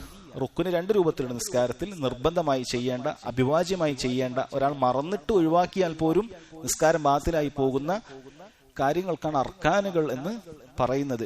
14ഓളം അർക്കാനുകൾ നിസ്കാരത്തിൽ ഉണ്ട്. അതിൽ ചില കാര്യങ്ങൾ പ്രവൃത്തികളാണ്, ചില കാര്യങ്ങൾ പറയലാണ്. ഇത് പറയലാണ്, റുക്നുൻ ഖൗലിയാണ് ഇത്. അതുകൊണ്ട് ഇത് ഒരിക്കലും നമ്മൾ പറയുന്നത് പാളിച്ച ഉണ്ടാകാൻ പാടില്ല. എന്നാൽ ഇതിൽ വസ്വാസ് പിടിപെട്ടിട്ട് ഇതിനു വേണ്ടി ഈ കാര്യത്തിന്റെ ഗൗരവം അവർ മനസ്സിലാക്കിയിട്ടുണ്ട്. പക്ഷെ ഇത് ആ ഗൗരവം മനസ്സിലാക്കി പിന്നീട് അതിന്റെ പരിധി വിട്ടിട്ട് അല്ലെ എല്ലാ കാര്യത്തിലും ഒരു തീരെ ഉപേക്ഷിക്കുന്ന ജഫാഇന്റെ നിലപാടുണ്ടാകും, അലംഭാവം കാണിക്കുന്ന ആളുകളുണ്ടാകും, അതുപോലെ അതിരിവിടുന്ന ആളുകളുണ്ടാകും. നമ്മുടെ നിലപാട് അതിന്റെ വസത്താണ്, മധ്യമ നിലപാടാണ് വേണ്ടത്. ചില ആളുകൾ ഇങ്ങനെ അല്ലാഹു അക്ബർ എന്ന് പറയുമ്പോഴേക്കും കൈ ഇങ്ങനെ ഉയർത്തി അതിങ്ങനെ കൃത്യമായി ഒരു കണക്ഷൻ കിട്ടിയിട്ടില്ലെങ്കിൽ അവർക്ക് തക്ബീറത്തുൽ ഇഹ്റാം ശരിയാവുകയില്ല. ചിലപ്പോൾ കണ്ടിട്ടുണ്ടാകും, ആ ഒരു വസ്വാസിന് വേണ്ടിയിട്ട് ഇമാം ചിലപ്പോൾ ഫാത്തിഹ കോതി അടുത്ത സൂറത്തെ കോതി ചിലപ്പോൾ മഗ്രിബിനാണെങ്കിൽ റുക്കൂയിലേക്ക് പോയിട്ടുണ്ടാകും. അപ്പോൾ ഇവൻ അല്ലാഹു അക്ബർ പറഞ്ഞ് റെഡിയായി കിട്ടിയിട്ടുണ്ടാവില്ല. അത് വസ്വാസാണ്, അത് ചെയ്യാൻ പാടില്ല. അതൊന്നുമല്ല, നേരെ അല്ലാഹു അക്ബർ എന്ന് പറഞ്ഞ് കൈകെട്ടി വളരെ എളുപ്പമുള്ള കാര്യം തന്നെയാണ്, എളുപ്പമുള്ള ഒരു ഇബാദത്താണ് ഇത്, അല്ലാഹു അക്ബർ എന്ന് പറയുക. അപ്പോൾ ആദ്യത്തെ ഭാഗത്തിൽ ഇദാ കബ്ബറ ഫിസ്സലാ എന്നതിൽ നിന്നും ഫായിദയായിട്ടാണ് പണ്ഡിതന്മാർ ഇതെല്ലാം പറഞ്ഞിട്ടുള്ളത്. അഥവാ തക്ബീർ അതിന്റെ രൂപത്തിൽ പറയേണ്ടതുണ്ട് എന്നതാണ്. രണ്ടാമത്തെ കാര്യം അന്ന സലാത്ത ലൈസ ഫി അയ് റുക്നിൻ മിൻ അർക്കാനിഹ സുകൂത്ത്. നിസ്കാരത്തിൽ ഒരു സ്ഥലത്തും സുക്കൂത്ത് ഇല്ല എന്നുള്ളതാണ്. നിസ്കാരത്തിൽ എന്തില്ല? സുക്കൂത്ത് ഒരു സ്ഥലത്തുമില്ല. ഒറ്റക്ക് നിസ്കരിക്കുന്ന വ്യക്തിയെ സംബന്ധിച്ചിടത്തോളവും ഇമാമിനെ സംബന്ധിച്ചിടത്തോളവും ഒറ്റ സ്ഥലത്തും എന്തില്ല? നിസ്കാരത്തിൽ സുക്കൂത്ത്, വെറുതെ മിണ്ടാതിരിക്കുക, നിരുപാധികമായി കുറച്ചു നേരം മിണ്ടാതിരിക്കുക എന്നതില്ല. ഇനി മഅ്മൂമിങ്ങളെ സംബന്ധിച്ചിടത്തോളം ഇൻഷാ അല്ലാഹ് നമ്മൾ പറയും, ഫാത്തിഹ പാരായണം ചെയ്താൽ ബാക്കിയുള്ള സമയത്ത് ഇസ്തിമാ ഉണ്ട്, ശ്രദ്ധിച്ചു കേൾക്കലുണ്ട്. സൂറത്ത് ശ്രദ്ധിച്ചു കേൾക്കുക എന്നുള്ളത് അവർ ചെയ്യേണ്ട കാര്യമാണ്. ഫാത്തിഹ അത് പാരായണം ചെയ്യണമോ വേണ്ടേ എന്നുള്ളതിൽ അഭിപ്രായ വ്യത്യാസമുണ്ട്. ഇൻഷാ അല്ലാഹ് നമ്മൾ പറയും. അതിനുശേഷം ശ്രദ്ധിച്ച് കേൾക്കുക എന്നുണ്ട്, അതല്ലാതെ മിണ്ടാതിരിക്കാൻ പാടില്ല. അപ്പൊ ഇതിൽ നിന്ന് നമുക്ക് കിട്ടുന്ന മറ്റു ചില ഫായിദകളുണ്ട്. എന്താണത്? നമ്മൾ സാധാരണഗതിയിൽ ളുഹറും അസറൊക്കെ നിസ്കരിച്ചു, ഫാത്തിഹ ഓതി, ശേഷം ഒരു സൂറത്ത് ഓതി, അപ്പോഴേക്കും ഒന്നും ഇമാം റുക്കൂയിലേക്ക് പോകുന്നില്ല എങ്കിൽ നമ്മൾ പിന്നീട് മിണ്ടാതിരിക്കരുത്. എന്ത് ചെയ്യണം? അടുത്ത സൂറത്ത് ഓതണം. എന്നിട്ടും ഇമാം റുക്കൂയിലേക്ക് പോകുന്നില്ലെങ്കിലോ അടുത്ത സൂറത്ത് ഓതണം. നമ്മൾ മിണ്ടാതിരിക്കുന്ന ഒരു പരിപാടിയില്ല, അടുത്ത സൂറത്ത് ഓതിക്കൊണ്ടേയിരിക്കുക. അങ്ങനെയാണ് ചെയ്യേണ്ടത്. അതുപോലെ റുക്കൂയിലേക്ക് പോയി നമ്മൾ 3 തവണ സുബ്ഹാന റബ്ബിയൽ അലീം, സുബ്ഹാന റബ്ബിയൽ അലീം, സുബ്ഹാന റബ്ബിയൽ അലീം എന്ന് പറഞ്ഞു. ഇമാം ചിലപ്പോ സുബ്ഹാനകല്ലാഹുമ്മ റബ്ബന വബിഹംദിക അല്ലാഹുമ്മ ഗഫിർ, സുബ്ഹാനകല്ലാഹുമ്മ റബ്ബന വബിഹംദിക അല്ലാഹുമ്മ ഗഫിർ, അങ്ങനെ പതുക്കെ ഈ ദുആ ആയിരിക്കും ചൊല്ലുന്നുണ്ടാവുക അല്ലെ. വേറെയും ദുആകളുണ്ട്, ഇമാം ചിലപ്പോൾ അതായിരിക്കും. അത് നമ്മൾ 3 തവണ ചൊല്ലി മിണ്ടാതിരിക്കുകയാണോ? അല്ല, നമ്മൾ തെറ്റിദ്ധാരണ. ഏറ്റവും അദ്നൽ കമാലാണ്, പൂർത്തീകരണത്തിന്റെ ഏറ്റവും കുറവാണ് 3 എന്ന് പറയുന്നത്. ഒന്നാണ് വാജിബ്, ഒരു തവണ ചെയ്യൽ നിർബന്ധമാണ്, അത് ചെയ്തിട്ടില്ലെങ്കിൽ അത് പ്രശ്നമാണ്. എന്നാൽ ഏറ്റവും അദ്നൽ കമാലാണ്, പൂർത്തീകരണത്തിന് ഏറ്റവും കുറവാണ് 3. അതിന്റെ അർത്ഥം 3 പറ്റൂ എന്നല്ല, 4, 5, 6, 7 ഒക്കെ നമുക്ക് ചൊല്ലാം. പ്രത്യേകിച്ച് നമ്മൾ സുന്നത്ത് നിസ്കാരമാണെങ്കിൽ, നമ്മൾ ഒറ്റക്ക് നിസ്കരിക്കുകയാണെങ്കിൽ, നമുക്ക് വിത്രൊക്കെ നിസ്കരിക്കുന്ന സമയത്ത് നമുക്ക് ധാരാളമായി ചൊല്ലാം. ഇനി ഫർദിന്റെ സമയത്ത് ഇമാം കുറച്ചധികം ഉണ്ടെങ്കിൽ നമ്മൾ എന്ത് ചെയ്യണം? ബാക്കി വീണ്ടും സുബ്ഹാന റബ്ബിയൽ അലീം, സുബ്ഹാന റബ്ബിയൽ അലീം ഇങ്ങനെ ആവർത്തിച്ചുകൊണ്ടേയിരിക്കുക. സുജൂദിലും അങ്ങനെ തന്നെ, ഇടയിൽ ഇരുത്തത്തിലും അങ്ങനെ തന്നെ ആവർത്തിച്ചു കൊണ്ടേയിരിക്കുക. നിരുപാധികമായി മിണ്ടാതെ നിൽക്കുക എന്നുള്ളത് നിസ്കാരത്തിൽ ഇല്ല എന്നുള്ള കാര്യമാണ്. ഇതിൽ നിന്നും എങ്ങനെയാണ് ഒരു ഫായിദ അങ്ങനെ പറഞ്ഞത്? കാരണം നബി സല്ലല്ലാഹു അലൈഹി വസല്ലം അവിടെ മിണ്ടാതെ നിൽക്കുന്നത്, അങ്ങനെ മിണ്ടാതെ നിൽക്കുന്ന ഒരു പരിപാടി ഇല്ല എന്നുള്ളത് അബൂ ഹുറൈറ റളിയല്ലാഹു അൻഹുവിന് അറിയാം. എന്തോ അവിടെ പറയേണ്ടതുണ്ട്, അങ്ങനെ വെറുതെ മിണ്ടാതെ നിൽക്കുന്നതല്ല. അതുകൊണ്ടാണ് അദ്ദേഹം അത് ചോദിച്ചത് എന്നുള്ളതാണ്. ഇവിടെ നിന്നും ഇബ്നു ഉസൈമീൻ റഹിമഹുല്ലാഹ് അദ്ദേഹത്തിന്റെ ഒരു അഭിപ്രായം, അദ്ദേഹം ജൽസത്തുൽ ഇസ്തിറാഹയെ കുറിച്ചിട്ട് അദ്ദേഹം ഒരു അഭിപ്രായം പറയുന്നുണ്ട്. നിങ്ങൾക്ക് അറിയാവുന്നതുപോലെ തന്നെ ഇതൊരു ഖിലാഫുള്ള, അഭിപ്രായ വ്യത്യാസമുള്ള വിഷയമാണ്. എന്താണത്? അദ്ദേഹം പറയുന്നത്, നമ്മൾ ഒന്നാമത്തെ റക്അത്തിലും രണ്ടാമത്തെ റക്അത്തിലേക്ക് എണീക്കുന്ന സമയത്ത് ഒരാൾ അവിടെ ഇടയിൽ ഇരിക്കാറുണ്ട്. അതിനാണ് ജൽസത്തുൽ ഇസ്തിറാഹ് എന്ന് പറയുന്നത്.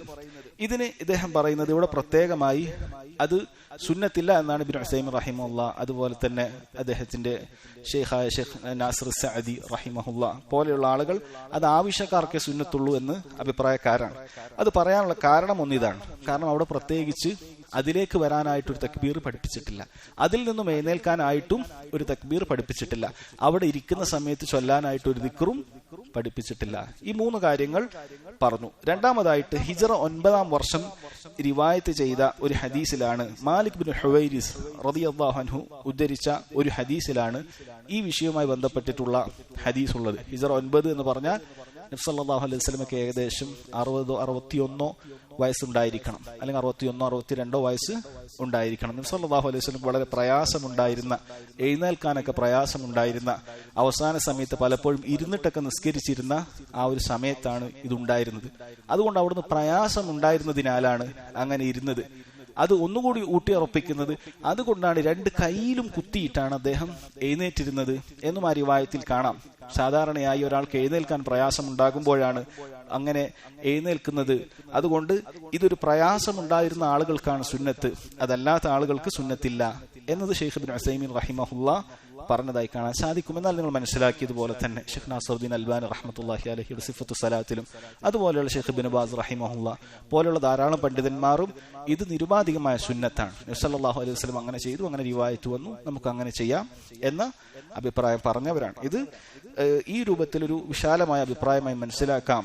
ആർക്ക് ഏതാണോ കൂടുതൽ തെളിവിന് യോജിച്ചതായി മനസ്സിലാക്കുന്നത് അതനുസരിച്ച് പ്രവർത്തിക്കാം. എന്നാൽ ഇവിടെ പ്രത്യേകം ശ്രദ്ധിക്കേണ്ട ഒരു കാര്യം ഇബ്നു ഉസൈമീൻ റഹിമഹുല്ലാ പറയുന്നുണ്ട്. എന്താണത്?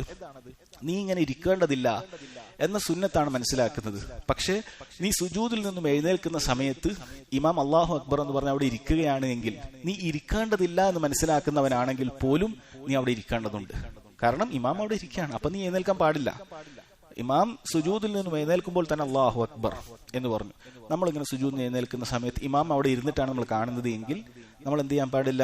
നമ്മൾ വേഗം എഴുന്നേറ്റ് നിൽക്കാൻ പാടില്ല, ഇമാമിനെ മുൻകടക്കാൻ പാടില്ല എന്നുള്ളത് കഴിഞ്ഞ ഹദീസുകൾ നമ്മൾ മനസ്സിലാക്കിയിട്ടുള്ളതാണ്. ഇനി നേരെ തിരിച്ച് നീ ഇരിക്കണം എന്ന് മനസ്സിലാക്കുന്നവനാണ്, ഇമാം ഇരിക്കേണ്ടതില്ല എന്ന് മനസ്സിലാക്കുന്നവനാണ്. ഇമാം അല്ലാഹു അക്ബർ എന്ന് പറഞ്ഞ് നേരെ എഴുന്നേറ്റ് കഴിഞ്ഞാൽ നമ്മൾ എന്ത് ചെയ്യണം? നമ്മൾ എഴുന്നേൽക്കണം. നമ്മൾ ഇമാമിനോടൊപ്പമുള്ള മുത്താബഅത്ത്, പരിപൂർണമായ മുത്താബഅത്ത് ഉണ്ടാകാൻ ഒരു തഅഖുർ ഉണ്ടാകാൻ പാടില്ല, ഒരു വൈകിപ്പിക്കൽ ഉണ്ടാകാൻ പാടില്ല എന്നത് ഇബ്നു ഉസൈമീൻ റഹിമഹുല്ലാ ഇതിനോട് ചേർത്ത് പറഞ്ഞതായി കാണാൻ സാധിക്കും. അടുത്ത ഫായിദയായി അദ്ദേഹം പറഞ്ഞത് ഹിർസു സഹാബ റദ്വാനുള്ളാഹി അലൈഹിം അലാ മഅരിഫത്തി ഹദീ നബി സല്ലല്ലാഹു അലൈഹി വസല്ലം. സഹാബത്തിന് നബി സല്ലല്ലാഹു അലൈഹി വസല്ലമയെ കുറിച്ച് അറിയാൻ, അവിടുത്തെ ചര്യയെക്കുറിച്ച് മനസ്സിലാക്കാനുണ്ടായിരുന്ന താല്പര്യം, അല്ലെ, ധാരാളം ഹദീസുകൾ കാണാൻ പറ്റുന്ന കാര്യമാണ്. നബി സല്ലല്ലാഹു അലൈഹി വസല്ലം എന്തെങ്കിലും ഒന്ന് ചെയ്താൽ എന്താണ് റസൂൽ അങ്ങനെ ചെയ്തത്, എന്താണ് ഇതുകൊണ്ട് ഉദ്ദേശിക്കുന്നത് എന്നത് അവർ ധാരാളമായി ചോദിക്കുമായിരുന്നു. അങ്ങനെയുള്ളൊരു ചോദ്യം നമുക്ക് ഇവിടെ അബൂ ഹുറൈറ റളിയല്ലാഹു അൻഹുവിൽ നിന്നും കാണാൻ സാധിക്കും. അത് സഹാബത്തിന്റെ ഒരു പൊതു രീതിയാണ്, അല്ലാഹു സുബ്ഹാനഹു വ തആല അവർക്ക് കൊടുത്തിട്ടുള്ളൊരു പൊതു സ്വഭാവമാണ്. അത് നമ്മൾ പിൻപറ്റേണ്ട കാര്യമാണ്. നമുക്ക് താല്പര്യമുള്ള, ആവശ്യമുള്ള കാര്യങ്ങൾ നമ്മൾ എന്ത് ചെയ്യണം? അതിന് തൽപരരാവണം. സല്ലല്ലാഹു അലൈഹി വസല്ലം പറഞ്ഞല്ലോ, ഇഹ്രിസ് ബിമാ യൻഫഉക്, നിനക്ക് ഉപകാരമുള്ള കാര്യത്തിൽ നീ എന്ത് ചെയ്യണം? നീ താല്പര്യമുണ്ടാകണം. നീ അശക്തത കാണിക്കാൻ പാടില്ല, മടി കാണിക്കാൻ പാടില്ല. അല്ലാഹു സുബ്ഹാനഹു വ തആല സഹായം ചോദിച്ചുകൊണ്ട് നിനക്ക് ഉപകാരമുണ്ടാകുന്ന കാര്യങ്ങൾ ചോദിക്കണം. ചില ആളുകൾ ഒന്നും ചോദിക്കൂല, ചിലപ്പോൾ അറിയുണ്ടാവില്ല, ഒരു വിഷയത്തിൽ തീരെ അറിവുണ്ടാവില്ല, പക്ഷെ ചോദിക്കൂല. അങ്ങനെ ആക്കാൻ പാടില്ല. നമുക്ക് ഉപകാരമുള്ള കാര്യം ചോദിക്കണം. നേരെ തിരിച്ചുകൊണ്ട് ഒരു ഉപകാരമില്ലാത്ത കുറെ മസാലകൾ ചോദിക്കുന്ന ആളുകളുണ്ടാവും.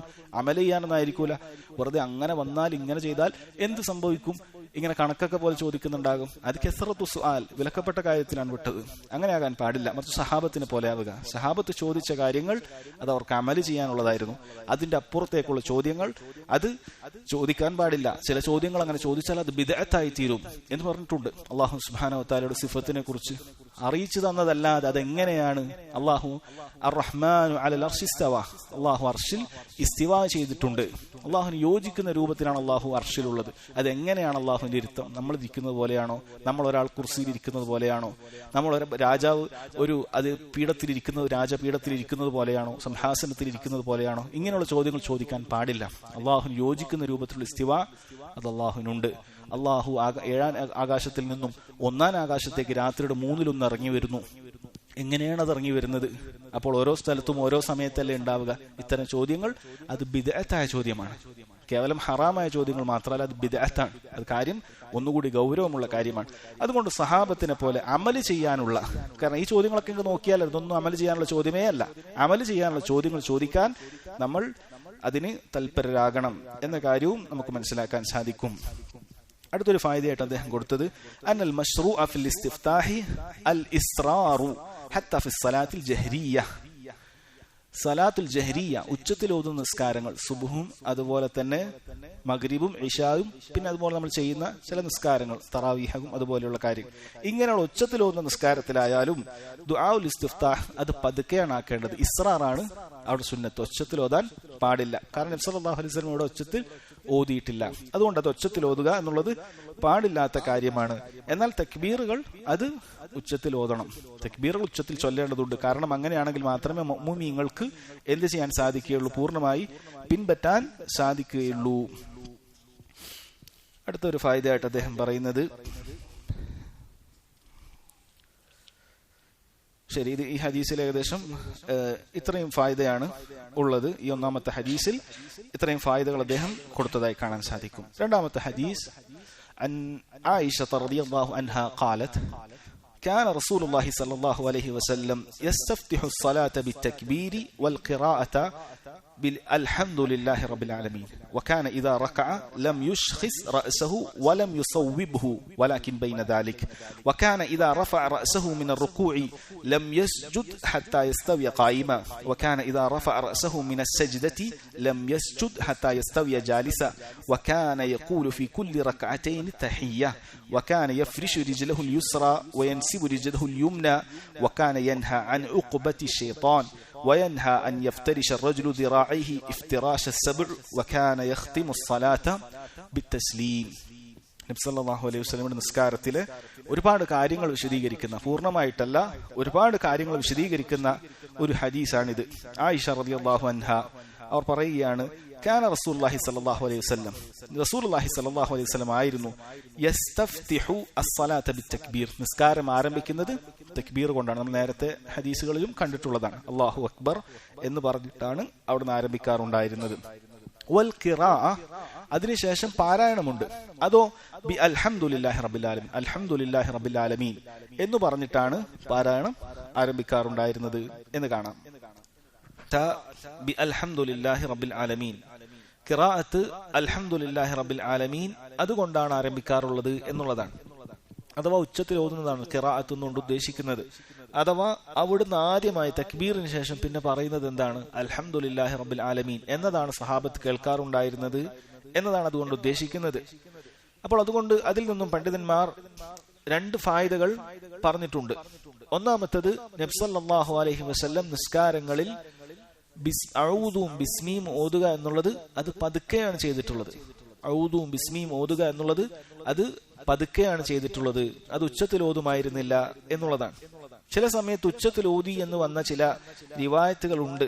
പക്ഷെ ആ റിവായത്തുകളെല്ലാം പണ്ഡിതന്മാർ പറയുന്നത് അത് ദുർബലമാണ് എന്ന് പണ്ഡിതന്മാർ പറഞ്ഞതായി കാണാൻ സാധിക്കും. എന്നാൽ ഒരാൾ അങ്ങനെ ബിസ്മി ഓതി എന്നുള്ളത് കൊണ്ട് അയാൾ അത് ഒരു ബിദ്അത്ത് ചെയ്തു എന്ന് പറയാൻ സാധിക്കുകയില്ല. കാരണം ചില റിവായത്തുകളിലുള്ള ദുർബലത കാരണമാണ് അത് വരുന്നത്.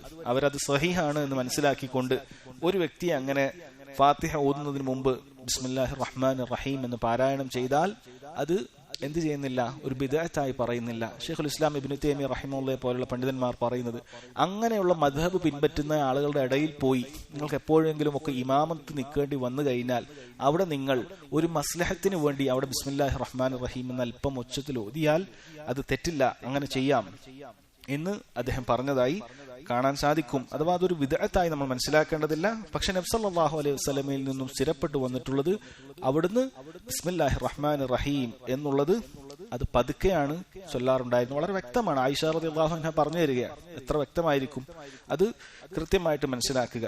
രണ്ടാമത്തെ ഫായിദ, സൂറത്തുൽ ഫാത്തിഹയിൽ ബിസ്മില്ലാഹിർ റഹ്മാനിർ റഹീം എന്നുള്ളതൊരു ആയത്തല്ല എന്നതിനും പണ്ഡിതന്മാർ ഇതിൽ നിന്നും തെളിവെടുത്തിട്ടുണ്ട്. കാരണം മഅ്മൂമിങ്ങളെ ഫാത്തിഹ മുഴുവനായി കേൾപ്പിക്കേണ്ടതുണ്ട്.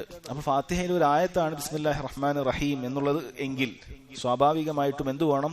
ഫാത്തിഹ അത് പൂർണ്ണമായി ഒച്ചത്തിൽ തന്നെ ഓതേണ്ടതുണ്ട്. അവിടുന്ന് അങ്ങനെ ഒച്ചത്തിൽ ഓതിയിട്ടില്ല.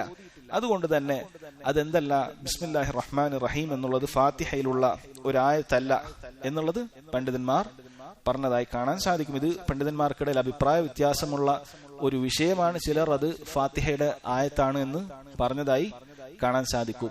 നമ്മുടെ മുസ്ഹഫുകളിൽ, പൊതുവെ മദീനയിൽ നിന്നും പ്രിന്റ് ചെയ്തു വരുന്ന മിക്ക മുസ്ഹഫുകളിലും ബിസ്മില്ലാഹിർ റഹ്മാനിർ റഹീം എന്നുള്ളതിൽ ഒന്നാമത്തെ ആയത്ത് രേഖപ്പെടുത്തിയതായി കാണാൻ സാധിക്കും. കാരണം അങ്ങനെ രണ്ടഭിപ്രായ വ്യത്യാസം ഉണ്ട്, രണ്ടഭിപ്രായങ്ങളുണ്ട്. അതിലൊരു അഭിപ്രായം അവർ സ്വീകരിച്ചതായിരിക്കാം. എന്നാൽ ഷെയ്ഖ് അബ്ദുസ്സലാം അശ്ശുഈ റഹിമഹുല്ലാഹ് അദ്ദേഹം പറഞ്ഞതായി കേട്ടു, ഈ അടുത്ത് ഇറങ്ങുന്ന ചില നീല ചട്ടയിൽ വരുന്ന ചില പ്രിന്റുകളിൽ ബിസ്മില്ലാഹിർ റഹ്മാനിർ റഹീം എന്നുള്ളത് ഒന്നാമത്തെ ആയത്ത് ഒഴിവാക്കിയിട്ടുണ്ട്. അൽഹംദുലില്ലാഹി റബ്ബിൽ ആലമീൻ എന്നതാണ് ഒന്നാമത്തെ ആയത്ത് ആക്കിയിട്ടുള്ളത് എന്ന് പറഞ്ഞതായി കേട്ടു, ഞാൻ കണ്ടിട്ടില്ല. സ്വാഭാവികമായും ഇത് വെച്ചിട്ട് നമ്മൾ ഒരിക്കലും ഒരു തീരുമാനമെടുക്കാൻ പാടില്ല എന്ന നിലക്കാണ് പറയുന്നത്. മുസ്ഹഫിൽ ഒന്നാമതായത് അത് കൊടുത്തു എന്നുള്ളതല്ല നമ്മുടെ ദലീൽ. അത് അഭിപ്രായ വ്യത്യാസത്തിൽ ഏതെങ്കിലും ഒരു അഭിപ്രായം സ്വീകരിക്കേണ്ടതുണ്ട്, അതുകൊണ്ട് അവർ സ്വീകരിച്ചു പോന്നതായിരിക്കും എന്നതേ പറയാൻ പറ്റുകയുള്ളൂ. കാരണം അതിന് വലിയ വ്യക്തമായിട്ടുള്ള മറ്റൊരു ഹദീസിൽ നിന്നാണ് പണ്ഡിതന്മാർ തെളിവ് പിടിച്ചിട്ടുള്ളത്. ഫാത്തിഹയെ കുറിച്ച് നബി സല്ലല്ലാഹു അലൈഹി വസല്ലം പറഞ്ഞൊരു ഹദീസിൽ കാണാം, ഒരു ഖുദ്സിയായ ഹദീസാണ്. ഖാല അല്ലാഹു അസ്സ വജൽ ഖസംതു സ്വലാത ബൈനി വബൈന അബ്ദി നിസ്ഫൈൻ വലിഅബ്ദി മാ സഅൽ. ഇവിടെ സലാ എന്ന് ഉദ്ദേശിച്ച് ഫാത്തിഹയാണ്. ഫാത്തിഹയെ എനിക്കും എന്റെ അടിമക്കിടയിലും ഭാഗിച്ചിരിക്കുന്നു. വലിഅബ്ദി മാ സഅൽ, എന്റെ അടിമ എന്താണോ ചോദിക്കുന്നത് അവൻ അതുണ്ട്. ഫൈദാ ഖാലൽ അബ്ദു, അടിമ പറഞ്ഞാൽ, അത് ഫാത്തിഹയെ കുറിച്ചിട്ട് പറയുന്ന കാര്യം പറഞ്ഞിട്ട് അല്ലാഹു തആല പറയുന്ന കാര്യമാണ്. ഫൈദാ ഖാലൽ അബ്ദു അൽഹംദുലില്ലാഹി റബ്ബിൽ ആലമീൻ, അടിമ അൽഹംദുലില്ലാഹി റബ്ബിൽ ആലമീൻ എന്ന് പറഞ്ഞാൽ ഖാല അല്ലാഹു ഹമിദനി അബ്ദി, എന്റെ അടിമ എന്നെ സ്തുതിച്ചിരിക്കുന്നു എന്ന് പറയും. വഇദാ ഖാല റഹ്മാനുർ റഹീം, അർറഹ്മാനുർ റഹീം എന്ന് പറഞ്ഞാൽ അല്ലാഹു പറയും അസ്ന അലയ്യ അബ്ദി, എന്റെ അടിമ എന്നെ പുകഴ്ത്തിയിരിക്കുന്നു. വഇദാ ഖാല മാലികി യൗമിദ്ദീൻ, മാലികി യൗമിദ്ദീൻ എന്ന് പറഞ്ഞാൽ ഖാല മജ്ജദനി അബ്ദി, എന്റെ അടിമ എന്നെ മഹത്വപ്പെടുത്തിയിരിക്കുന്നു, എന്റെ മഹത്വം വിളിച്ചു ഓതിയിരിക്കുന്നു. ഔ ഖാല വഇദാ ഖാല ഇയ്യാക നഅ്ബുദു വഇയ്യാക നസ്തഈൻ, ഇയ്യാക നഅ്ബുദു വഇയ്യാക നസ്തഈൻ നമ്മൾ പാരായണം ചെയ്താൽ അല്ലാഹു പറയും ഹാദാ ബൈനി വബൈന അബ്ദി, ഇതെനിക്കും എന്റെ അടിമക്കും ഇടയിൽ ഭാഗിച്ചിരിക്കുന്നതാണ്. വലി അബ്ദി മാ സഅൽ, എന്റെ അടിമ എന്താണോ ചോദിക്കുന്നത് അവനുണ്ട്. അങ്ങനെ ഹദീസ് അങ്ങനെ ബാക്കി കൂടെ പറയുന്നുണ്ട്. അഥവാ ഈ ഹദീസിൽ ഫാത്തിഹയെ കുറിച്ച് പറഞ്ഞപ്പോൾ ഒന്നാമതായി അല്ലാഹു തആല പറഞ്ഞത് അൽഹംദുലില്ലാഹി റബ്ബിൽ ആലമീൻ എന്നാണ്. അതുകൊണ്ട് പണ്ഡിതന്മാർ പറഞ്ഞു ഫാത്തിഹ അതിന്റെ ഒന്നാമത്തെ ആയത്ത് അൽഹംദുലില്ലാഹി റബ്ബിൽ ആലമീൻ എന്നുള്ളതാണ്. അപ്പോൾ അതിന്റെ ഏഴാമത്തെ ആയത്ത് ഏതാണ്? നമ്മൾ മുസ്ഹഫിൽ നോക്കുമ്പോൾ അവസാനത്തേതിൽ നമ്മൾ ഗൈറിൽ മഗ്ലൂബി അലൈഹിം വലദ്ദാലീൻ എന്നുള്ളത് മറ്റൊരായത്തായി പരിഗണിക്കണം. സിറാത്തല്ലദീന അൻഅംത അലൈഹിം, അത് ആറാമത്തെ ആയത്തായി തീരും. ഗൈറിൽ മഗ്ലൂബി അലൈഹിം വലദ്ദാലീൻ എന്നുള്ളത് ഏഴാമത്തെ ആയത്തായി തീരും. അങ്ങനെയാണ് ഏഴായത്ത്. കാരണം പണ്ഡിതന്മാർക്കിടയിൽ അഭിപ്രായ വ്യത്യാസമില്ലാത്ത കാര്യമാണ് സൂറത്തുൽ ഫാത്തിഹക്ക് ഏഴായത്താണുള്ളത് എന്നുള്ളതിൽ അഭിപ്രായ വ്യത്യാസം ഇല്ല. മറിച്ച് അത് ഏതാണ് ഈ ഏഴായത്തുകൾ എന്നുള്ളതിൽ മാത്രമാണ് അഭിപ്രായ വ്യത്യാസം ഉള്ളത്. അപ്പൊ ഈ രണ്ട് ഫായിദകൾ ഏതിൽ നിന്നും കിട്ടും? യസ്തഫ്തിഹു സ്വലാത ബിത്തക്ബീരി വൽ ഖിറാഅത ബി അൽഹംദുലില്ലാഹി റബ്ബിൽ ആലമീൻ എന്നുള്ളതിൽ നിന്ന് കിട്ടും എന്ന് പണ്ഡിതന്മാർ പറഞ്ഞതായി കാണാൻ സാധിക്കും. വകാന ഇദാ റകഅ, അവിടുന്ന് റുകൂ ചെയ്തു കഴിഞ്ഞാൽ ലം യുശ്ഖിസ് റഅസഹു വലം യുസവ്വിബ്ഹു വലാകിൻ ബൈന ദാലിക്, രണ്ട് കാര്യം ചെയ്യില്ല. എന്താണ് ചെയ്യാത്തത്? ലം യുശ്ഖിസ് റഅസഹു, തല ഇങ്ങനെ ഉയർത്തി നിൽക്കുകയില്ല, തല ഇങ്ങനെ ഉയർത്തി നിൽക്കുകയില്ല. വലം യുസവ്വിബ്ഹു, തല ഇങ്ങനെ നന്നേ കുനിച്ചും ഇരിക്കുകയില്ല. ഇങ്ങനെ നേരെ ആക്കാതെ ഇങ്ങനെ പകുതി ഇങ്ങനെ നിൽക്കുക, ആ രൂപത്തിലുമില്ല. നന്നേ താഴോട്ട് പോകുകയുമില്ല. വലാകിൻ ബൈന ദാലിക്, അതിനിടയിലാണ് നിൽക്കുക. ചില റിവായത്തുകളിൽ സഹാബത്ത് പറഞ്ഞതായി കാണാൻ സാധിക്കും, അവിടുന്ന് ഒരു പാത്രത്തിൽ വെള്ളം അവിടെ വെച്ച് കഴിഞ്ഞാൽ, അല്ലെങ്കിൽ കുറച്ച് വെള്ളം അവിടെ കെട്ടി നിർത്തിയാൽ അത് മുന്നോട്ടേക്കോ പിന്നോട്ടേക്കോ പോകുകയില്ല, അതുപോലെ നിൽക്കും. കാരണം അത്രമാത്രം പരന്നിട്ടാണ് നബി സല്ലല്ലാഹു അലൈഹി വസല്ലം മുതുകിനെ വളച്ചു വെച്ചിട്ടുണ്ടാകുക. അതാണ് റുക്കൂഇന്റെ പൂർണ്ണമായ രൂപം. എന്നാൽ അങ്ങനെ ചെയ്താലേ റുക്കൂ ശരിയാകുകയുള്ളൂ എന്നില്ല. റുക്കൂവിന് ശരിയാകേണ്ട ഒരു രൂപമുണ്ട്, കമാലിന്റെ പൂർണ്ണതയുടെ ഒരു രൂപമുണ്ട്. ശരിയാകേണ്ട രൂപം എന്ന് പണ്ഡിതന്മാർ വിശദീകരിക്കുന്നത് കുനിഞ്ഞുകൊണ്ട് ഒരാളുടെ ഇരു കൈകളും മുട്ടിലേക്ക് ഒരാൾക്ക് സ്പർശിക്കാൻ സാധിച്ചാൽ അയാളുടെ റുക്കൂ ശരിയായി, അയാളുടെ റുക്കൂ ശരിയായി. എന്നാൽ പൂർണ്ണമായ രൂപം അതിൽ ചില സുന്നത്തുകൾ കൂടി പാലിക്കേണ്ടതുണ്ട്. ഈ രൂപത്തിൽ നമ്മുടെ പുറം അത് നേരെയാക്കുക, നമ്മുടെ നോട്ടം സുജൂദിന്റെ ഭാഗത്തേക്കാക്കുക, ഇങ്ങനെയുള്ള കാര്യങ്ങളെല്ലാം അതിന്റെ പൂർണ്ണതയുടെ ഭാഗമാണ്. എന്നാൽ അതല്ലാതെ ഒരാൾ രണ്ട് കൈകളും മുട്ടിന്റെ ഭാഗത്തേക്ക് സ്പർശിക്കാൻ പാകത്തിൽ മുതുക് വളച്ചുകൊണ്ട് നിന്ന് കഴിഞ്ഞാൽ അയാളുടെ റുക്കൂ ശരിയാകുന്നതാണ് എന്ന് പണ്ഡിതന്മാർ പറഞ്ഞതായി കാണാൻ സാധിക്കും. അപ്പൊ ഈ കാര്യം പ്രത്യേകം ശ്രദ്ധിക്കുക. അതിന്റെ പുറത്തേക്ക് അത്രയുമൊന്നും കുനിയുകയും ചെയ്തിട്ടില്ല, മുട്ടിനു പോലും സ്പർശിക്കാതെ ഒരാൾ കുനിഞ്ഞിങ്ങനെ എഴുന്നേറ്റ് കഴിഞ്ഞാൽ അയാളുടെ നിസ്കാരം ബാത്തിലാണ്, അയാളുടെ നിസ്കാരം ബാത്തിലാണ്. ചില ആളുകളുടെ നിസ്കാരം അങ്ങനെ കാണുന്ന സമയത്ത് അങ്ങനെ തോന്നിപ്പോകും. ഇങ്ങനൊരു കുഞ്ഞൊരു എഴുന്നേൽക്കൽ ഉണ്ടാകും, അത് മുട്ടിന് അയാളെ കൈ എത്തിയിട്ടുണ്ടോ എന്ന് സംശയിക്കുന്ന രൂപത്തിലാണ്. ചിലപ്പോൾ യഥാർത്ഥത്തിലൊന്നും കുനിയുകയുമില്ല. അങ്ങനെ നിസ്കരിച്ചു കഴിഞ്ഞാൽ നിസ്കാരം ബാത്തിലാകും. അത് കഴിവുള്ള ആളുകളെ സംബന്ധിച്ചിടത്തോളം. എന്നാൽ കഴിവില്ലാത്ത, മുതുകിന് പ്രയാസമൊക്കെ ഉള്ള ആളുകൾക്ക് അതിൻ്റെതായ ഇളവുകൾ അതുണ്ട്. ആ കാര്യം മനസ്സിലാക്കുക. അപ്പോൾ റുക്കൂവിന്റെ കൈഫിയത്താണ് ഇവിടെ കൃത്യമായി പറഞ്ഞു വന്നിട്ടുള്ളത്. وكان إذا رفع رأسه من الركوع لم يسجد حتى يستوي قائما. അവിടുന്ന് റുക്കൂയിൽ നിന്നും തല ഉയർത്തി കഴിഞ്ഞാൽ ലം യസ്ജുദ്, സുജൂദ് ചെയ്യുകയില്ല, ചെയ്തിട്ടില്ല, ഹത്താ യസ്തവിയ ഖായിമ, നേരെ നിന്നിട്ടല്ലാതെ. അഥവാ ആ നേരെ നിൽക്കുക എന്നുള്ളത് നിസ്കാരത്തിന്റെ മറ്റൊരു റുക്കിനാണ്, അഭിവാജ്യമായ കാര്യമാണ്. റുക്കൂ എത്രമാത്രം പ്രാധാന്യമുണ്ട് നിസ്കാരത്തിന്, അതുപോലെ തന്നെ അതിന് ശേഷം നിൽക്കുന്നതിനും പ്രാധാന്യമുണ്ട്. റുക്കൂ നിസ്കാരത്തിന്റെ ഒരു റുക്കിനാണ്. അതുപോലെ റുക്കൂയിൽ നിന്നും സമി അല്ലാഹു ലിമൻ ഹമിദ എന്ന് പറഞ്ഞ് നമ്മൾ ഉയർന്നു കഴിഞ്ഞാൽ അവിടെ നേരെ നിൽക്കുക എന്നുള്ളത് എന്താണ്? വാജിബായ കാര്യമാണ്. റബ്ബന വലക്കൽ ഹംദ് എന്ന് പറയുന്ന അത്രയെങ്കിലും നമ്മൾ അവിടെ നിൽക്കുക എന്നുള്ളത് നിർബന്ധമായ കാര്യമാണ്. അതിനുശേഷം സുന്നത്തായ ദിക്റുകളുണ്ട്, അത്രയെങ്കിലും നേരം അവിടെ നിൽക്കൽ നിർബന്ധമാണ്. അതില്ലാതെ ഉടനെ തന്നെ സുജൂദിലേക്ക് പോകുക എന്നുള്ളത് ചില മദ്ഹബുകളിലുണ്ട്. ഹനഫി മദ്ഹബുകളിലെ പോലെ അവർക്ക് ഈ രൂപത്തിലില്ല. അത് പണ്ഡിതന്മാർ പറയുന്നത്, ഇബ്നു ഉസൈമിൻ റഹിമഹുല്ലാ പറയുന്നത്, ഇതൊരു ഖിലാഫ് ആണെങ്കിലും സാധാരണ ഖിലാഫ് പോലെയല്ല, മറിച്ച് ശക്തമായി എതിർക്കപ്പെടേണ്ട ഒരു ഖിലാഫാണ്. കാരണം നിസ്കാരത്തിന്റെ റുക്കുനുമായി ബന്ധപ്പെട്ട കാര്യമാണ്. അതുകൊണ്ട് ആ രൂപത്തിലുള്ള ആളുകൾ ഉണ്ട് എങ്കിൽ, അങ്ങനെ മര്യാദക്ക് റുക്കൂയിൽ കഴിഞ്ഞാൽ നേരെ നിൽക്കാതെ ഉടനെ പോകുന്ന ആളുകളുണ്ടെങ്കിൽ പരമാവധി അത്തരത്തിലുള്ള ആളുകളെ പിന്തുടരാതിരിക്കുന്നതാണ് നമുക്ക് സൂക്ഷ്മത. കാരണം നിസ്കാരത്തെ തന്നെ ബാധിക്കുന്ന ഒരു കാര്യമാണത്. നേരെ ഒരു റബ്ബന വലക്കൽ ഹംദ് എന്ന് പോലും പറയാതെ ഉടനെ തന്നെ സുജൂദിലേക്ക് പോകുക എന്നുള്ളത്. കാരണം ഹദീസിൽ വളരെ വ്യക്തമായി ഹത്താ യസ്തവിയ ഖായിമ, നിന്നിട്ടത് നേരെയാകുന്ന രൂപത്തിൽ, പെട്ടെന്നൊന്നും നിന്നു എന്നല്ല, ഹത്താ യസ്തവിയ ഖായിമ. ചില റിവായത്തിൽ കാണാം അവിടുന്ന് അങ്ങനെ നിന്ന് കഴിഞ്ഞാൽ ചിലപ്പോൾ നമ്മൾ ചിന്തിക്കുമായിരുന്നു അവിടുന്ന് മറന്നുപോയോ, അവിടുന്ന് പിന്നീട് സുജൂദിലേക്ക് പോകാൻ മറന്നുപോയോ എന്ന് ചിന്തിക്കുമായിരുന്നു എന്ന് കാണാം. അതുപോലെ തന്നെ റുക്കനായിട്ടുള്ള മറ്റൊരു കാര്യമാണ് വകാന ഇദാ റഫഅ റഅസഹു മിനസ് സജ്ദ, സുജൂദിൽ നിന്നും ഇതുപോലെ എഴുന്നേറ്റിരുന്ന് കഴിയുമ്പോൾ ലം യസ്ജുദ്, രണ്ടാമത്തെ സുജൂദ് ചെയ്യുമായിരുന്നില്ല, ഹത്താ യസ്തവിയ ജാലിസ, നേരെ ഇരുന്നിട്ടല്ലാതെ. റബ്ബി ഗഫിർലി വർഹംനി അല്ലെങ്കിൽ റബ്ബി ഗഫിർലി റബ്ബി ഗഫിർലി എന്ന് നമ്മൾ പറയുന്ന ഇടയിലിരുത്തമുണ്ട്. അവിടെയും ഏറ്റവും കുറഞ്ഞത് റബ്ബി ഗഫിർലി എന്ന് നമ്മൾക്ക് പറയാൻ പറ്റുന്ന അത്രയെങ്കിലും ഇരിക്കണം. ഒരാൾ ഇരുന്ന് ഉടനെ തന്നെ പോകുന്ന അല്ലെ, ആ രൂപത്തിൽ ചില നിസ്കാരക്കാരെ കാണാം. അത് ഗൗരവമുള്ള കാര്യമാണ്, അങ്ങനെ ചെയ്യാൻ പാടില്ല. കാരണം അങ്ങനെ ഇരിക്കുക എന്നുള്ളത് നിസ്കാരത്തിന്റെ റുക്കിനിൽപ്പെട്ട കാര്യമാണ്. അതൊരാൾ ഉപേക്ഷിച്ചാൽ അയാൾ നിസ്കാരം ബാത്തിലായി പോകും. അവിടെ ഈ വാജിബായ ദിക്ർ റബ്ബി ഗഫിർലി എന്നുള്ളത് പറയാനുള്ള സമയമെങ്കിലും നമ്മൾ അവിടെ നേരെ ഇരിക്കേണ്ടതുണ്ട്. വകാന യഖൂലു ഫി കുല്ലി റക്അതൈനി അത്തഹിയ്യ, അവിടുന്ന് ഓരോ 2 റക്അത്തിലും തഹിയ്യത്ത് ചൊല്ലുമായിരുന്നു. എന്താണ് തഹിയ്യത്ത്?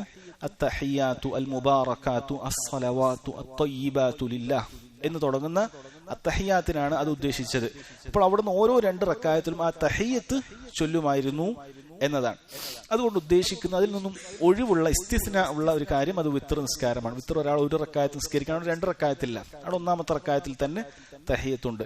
അതല്ലാത്ത ഏത് റക്അത്ത് എടുത്തു നോക്കിയാലും എല്ലാ 2 റക്അത്താകുമ്പോഴും സ്വാഭാവികമായിട്ടുണ്ടാകും, 2-ലും 4-ലും ഒക്കെ ഉണ്ടാകും. ഈ 2 റക്അത്തിൽ നമ്മൾ തഹിയ്യത്തുണ്ട്, അത് ചൊല്ലുക എന്നുള്ളത് നിർബന്ധമായ കാര്യമാണ്. വകാന യഫ്രിഷു റിജ്ലഹുൽ യുസ്റാ വയൻസിബു റിജ്ലഹുൽ യുംന, അവിടുന്ന് അവിടുത്തെ ഇടത്തെ കാൽ അത് പരത്തി വെക്കുകയും ഇടത്തെ കാൽ അത് വിരിച്ചു വെക്കുകയും വയൻസിബു റിജ്ലഹുൽ യുംന, വലത്തെ കാൽ നാട്ടി വെക്കുകയും ചെയ്യുമായിരുന്നു. എന്താണ് യഫ്രിഷു എന്ന് പറഞ്ഞാൽ? നമ്മുടെ കാൽ അവിടെ വിരിച്ചിട്ട് അതിന് മുകളിൽ നമ്മൾ ഇരിക്കുക. നമ്മൾ സാധാരണ ഇടയിലിരുത്തത്തിലും അതുപോലെ തന്നെ നമ്മൾ 2-ാമത്തെ അഥവാ 1-ാമത്തെ തഹിയ്യത്തിലും അത്തഹിയ്യാത്തിലും നമ്മൾ ഇരിക്കുന്ന രൂപം. വയൻസിബു റിജ്ലഹുൽ യുംന, വലത്തെ കാൽ നാട്ടിയിട്ട് വിരലുകൾ കിബിലക്ക് നേരെയാക്കിയിട്ട് വെക്കുക. ചില റിവായത്തിൽ അത് കാണാൻ സാധിക്കും. വിരലുകൾ കിബിലക്ക് നേരെയാക്കി ഇടതേ കാൽ മുകളിൽ നമ്മൾ ഇരിക്കുക, വലത്തെ കാൽ ഇങ്ങ രൂപത്തിൽ നാട്ടിക്കൊണ്ട് വെക്കുക. ഈ രൂപത്തിലാണ് നമ്മൾ ഇടയിലിരുത്തത്തിലും അതുപോലെ ഒറ്റൊരു തശഹുദ് മാത്രമുള്ള നിസ്കാരത്തിലും ഇരിക്കേണ്ടത്. എന്നാൽ 2 തശഹുദുള്ള നിസ്കാരത്തിൽ ഇൻഷാ അല്ലാഹ് അത് നമ്മൾ വേറെ വരുന്നുണ്ട്. അതിൽ തവറുക്കിന്റെ ഇരുത്തം അത് വേറെയാണ്. ഇത് ഇഫ്തിറാഷിന്റെ ഇരുത്തം എന്ന് പറഞ്ഞാൽ നമ്മുടെ കാല് ഒരു പരവതാനി പോലെ അത് വെച്ച് അതിന്റെ മുകളിലാണ് നമ്മൾ ഇരിക്കുന്നത്. നമ്മൾ ഇരുത്തം ഭൂമിയിലല്ല, കാലിന്റെ മുകളിലാണ്. മറ്റേത് നമ്മൾ ഇരുത്തം നിലത്താണ്. തവറുക്കിന്റെ ഇരുത്തം അങ്ങനെയാണ്, ഇവിടെ കാലിന്റെ മുകളിലാണ്. എന്നാൽ അതോടൊപ്പം തന്നെ വിലക്കിയിട്ടുള്ള കാര്യം പറഞ്ഞു. വകാന യൻഹ അൻ ഉഖ്ബത്തി ശൈത്താൻ, ഷെയ്ത്താനിന്റെ ഒരു ഇരുത്തമുണ്ട്. ഉഖ്ബത്തു ഷെയ്ത്താൻ, ഷെയ്ത്താനിന്റെ ഒരു ഇരുത്തമുണ്ട്. എന്താണ് അത് ഉഖ്ബത്തു ഷെയ്ത്താൻ കൊണ്ട് ഉദ്ദേശിക്കുന്നത്? പണ്ഡിതന്മാർ വിശദീകരിക്കുന്നു. 2 കാലുകളും, ചില ചെറിയ കുട്ടികൾക്ക് ചിലപ്പോൾ അങ്ങനെ ഇരിക്കുന്നതാണ്. പൊതുവെ വലിയ ആളുകൾ ഇരിക്കൽ സാധ്യത കുറവാണ്. 2 കാലുകളും വലത്തെ കാല് അത് വലത്തെ ഭാഗത്തേക്ക് നാട്ടി വെച്ചുകൊണ്ട്, ഇടത്തെ കാൽ ഇടത്തെ ഭാഗത്തേക്ക് നാട്ടി വെച്ചുകൊണ്ട് നമ്മുടെ നിതംബം ഭൂമിയിൽ പതിച്ചുകൊണ്ട് നമ്മൾ ഇരിക്കുന്നത് ഭൂമിയിലാക്കിക്കൊണ്ടിരിക്കുക എന്നുള്ളതാണ്. 2 കാലും 2 ഭാഗത്തായി ഇരിക്കുക. ഒരു വന്യമൃഗമൊക്കെ ഇരിക്കുന്നത് പോലെ, നായൊക്കെ ഇരിക്കുന്നത് പോലെയുള്ള ഒരു രൂപമാണ്. ആ രൂപത്തിൽ ഇരിക്കാൻ പാടില്ല എന്നുള്ളതാണ് വളരെ ഗൗരവമായി മനസ്സിലാക്കേണ്ട കാര്യം. വയൻഹ അൻ യഫ്തരിശ റജുലു ദിറാഇഹി ഇഫ്തിറാശ സബ്അ, അതുപോലെ തന്നെ സുജൂദ് ചെയ്യുന്ന സമയത്ത് ശ്രദ്ധിക്കേണ്ട കാര്യമാണ്. എന്താണ് അവിടെ ശ്രദ്ധിക്കാൻ പറഞ്ഞത്? അൻ യഫ്തരിശ റജുലു ദിറാഇഹി. ദിറാ എന്ന് പറഞ്ഞാൽ നമ്മുടെ ഈ മുൻകൈക്ക് ശേഷമുള്ള നമ്മുടെ ഈ ഭാഗമാണ് ദിറാ എന്ന് പറയുന്നത്. അതാണ് ആ ദിറാ ഭൂമിയിൽ പരത്തി വെക്കുക എന്നുള്ളത് പാടില്ല. ഭൂമിയിൽ പരത്തി വെക്കുക എന്നുള്ളത് പാടില്ലാത്ത കാര്യമാണ്. മറിച്ച് അത് ഭൂമിയിൽ നിന്നും ഉയർന്നിരിക്കണം. ഭൂമിയിൽ നിന്നും ഉയർന്നിരിക്കണം. അത് പാടില്ലാത്തതാണ്. അങ്ങനെ ഇരിക്കുന്നത് ഇഫ്തിറാശ സബ്അ, വന്യമൃഗങ്ങൾ, നായയും അതുപോലെയുള്ള മറ്റ് സിംഹവും അല്ലെങ്കിൽ ആ രൂപത്തിലുള്ള വന്യമൃഗങ്ങളൊക്കെ പൊതുവെ ചെന്നായൊക്കെ ഇരിക്കുന്ന ഒരു രൂപമാണ്. അത് പാടില്ല. ദീനിന്റെ അടിസ്ഥാനങ്ങൾ നോക്കിയാൽ നമുക്ക് കാണാൻ സാധിക്കും, മൃഗങ്ങളുമായി സാദൃശ്യപ്പെടുന്ന കാര്യങ്ങളെല്ലാത്തിൽ നിന്നും വിലക്കിയിട്ടുണ്ട്. മൃഗങ്ങളുമായി ഉപമിച്ച സ്ഥലങ്ങളൊക്കെ ദമ്മിന്റെ ബാബിലായിരിക്കും, ആക്ഷേപിക്കുന്നതിന്റെ ഭാഗമായിരിക്കും. മസലുല്ലദീന ഹുമ്മിലു തൗറാത്ത സുമ്മ ലം യഹ്മിലുഹ കമസലിൽ ഹിമാരി യഹ്മിലു അസ്ഫാറ. തൗറാത്ത് നൽകപ്പെട്ടിട്ട് അത് കൃത്യമായി ഏറ്റെടുക്കാത്ത ആളുകളെ സംബന്ധിച്ചിടത്തോളം അള്ളാഹു പറയുന്നത് ഒരു കഴുതപ്പുറത്ത് ഒരു ഭാണ്ഡം കെട്ടിവെച്ച ഒരു കഴുതയെ പോലെയാണ്. തന്റെ പുറത്ത് ഭാണ്ഡം കെട്ടിവെച്ച ഒരു കഴുതയെ പോലെ. അങ്ങനെ ഇവിടെ ഖുർആനിലും ഹദീസിലും നമുക്ക് മൃഗങ്ങളുമായി സാദൃശ്യപ്പെടുത്തുന്നതെല്ലാം തന്നെ മനുഷ്യന്റെ ദമ്മിന്റെ ബാബിലാണ്. അതുകൊണ്ട് തന്നെ ഇബ്നു ഉസൈം റഹിമഹുല്ലാഹ് അവിടെ മറ്റൊരു ഫായിദ പറയുന്നുണ്ട്. അദ്ദേഹം പറയുന്നത്, അതുകൊണ്ട് തന്നെ മൃഗങ്ങളുടെ ശബ്ദങ്ങൾ അനുകരിച്ചുകൊണ്ട് പരിപാടികളിലും മറ്റുമൊക്കെ ആളുകൾ ചെയ്യുക എന്നുള്ളത് പാടില്ലാത്ത ഹറാമായ കാര്യമാണെന്നാണ്. ഇന്ന മൃഗത്തിന്റെ ഒച്ച, മറ്റേ മൃഗത്തിന്റെ ഒച്ച എന്നൊക്കെ പറഞ്ഞിട്ട് പാടില്ല എന്നാണ്. എന്നാൽ അദ്ദേഹം ചെറിയ കുട്ടികളെ കളിപ്പിക്കുന്നതിന് വേണ്ടി, നിന്റെ ചെറിയ കുട്ടിയെ എങ്ങനെയാണ് പൂച്ച കരയുക, എങ്ങനെയാണ് കാക്ക കരയുക എന്ന് പറഞ്ഞ് കുട്ടിയോട് അത് പഠിപ്പിക്കുന്നതിന് വേണ്ടി നീ ചെയ്ത് അതിനെ സാദൃശ്യപ്പെടലല്ല. കാരണം അതുകൊണ്ട് നീ ഒരു തശബ്ബുഹൊന്നും ഉദ്ദേശിക്കുന്നില്ല, അതിനെ പഠിപ്പിക്കുക എന്നുള്ള ഉദ്ദേശത്തിലാണ്. അങ്ങനെ ചെയ്യാം. അതല്ലാതെ മൃഗങ്ങളെ ഒരു നിലക്കും അനുകരിക്കാൻ പാടില്ല. അത് ആക്ഷേപിക്കപ്പെടുന്ന കാര്യമാണ്, ഹറാമായ കാര്യത്തിലാണ് അതെല്ലാം എണ്ണിയിട്ടുള്ളത് എന്ന് അദ്ദേഹം പറഞ്ഞതായി കാണാൻ സാധിക്കും. വകാന യഖ്തിമു സ്സലാത ബിത്തസ്ലീം, അവിടുന്ന് തസ്ലീം കൊണ്ടാണ് നിസ്കാരം അവസാനിപ്പിച്ചിരുന്നത്.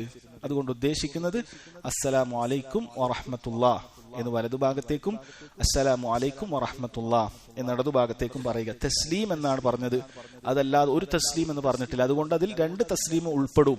2 തസ്ലീമും നിസ്കാരത്തിന്റെ റുക്നാണ്, അഭിവാജ്യ ഘടകമാണ് എന്നും പണ്ഡിതന്മാർ ഈ ഹദീസിൽ നിന്നും തെളിവ് പിടിച്ചിട്ടുണ്ട്. അപ്പൊ ഇതാണ് നിസ്കാരവുമായി ബന്ധപ്പെട്ട് വളരെ ചുരുങ്ങിയ രൂപത്തിലുള്ള ഒരു ഹദീസാണ്. ഇനിയും ധാരാളം ഹദീസുകൾ ഈ അധ്യായത്തിലുണ്ട്, ധാരാളം ഫായിദകളും ഈ അധ്യായത്തിൽ കൊണ്ടുവന്നിട്ടുണ്ട്. ഇൻഷാ അല്ലാഹ് വരുന്ന ക്ലാസ്സുകളിൽ അത് നമുക്ക് മനസ്സിലാക്കാം. അല്ലാഹു സുബ്ഹാനഹു വ തആല ഇഖ്ലാസോടുകൂടി നബി സല്ലല്ലാഹു അലൈഹി വസല്ലമയുടെ സുന്നത്ത് അനുസരിച്ചുകൊണ്ട് നിസ്കാരവും അതുപോലെ മറ്റു ഇബാദത്തുകളും ക്രമീകരിക്കാൻ എനിക്കും നിങ്ങൾ ഓരോരുത്തർക്കും തൗഫീഖ് നൽകി അനുഗ്രഹിക്കുമാറാകട്ടെ. വല്ലാഹു അഅലം. വസല്ലല്ലാഹു അലാ നബീന മുഹമ്മദ് വഅലാ ആലിഹി വസഹ്ബിഹി വസല്ലം. സുബ്ഹാനകല്ലാഹുമ്മ ബിഹംദിക അഷ്ഹദു അൻ ലാ ഇലാഹ ഇല്ലാ അൻത അസ്തഗ്ഫിറുക വഅതൂബു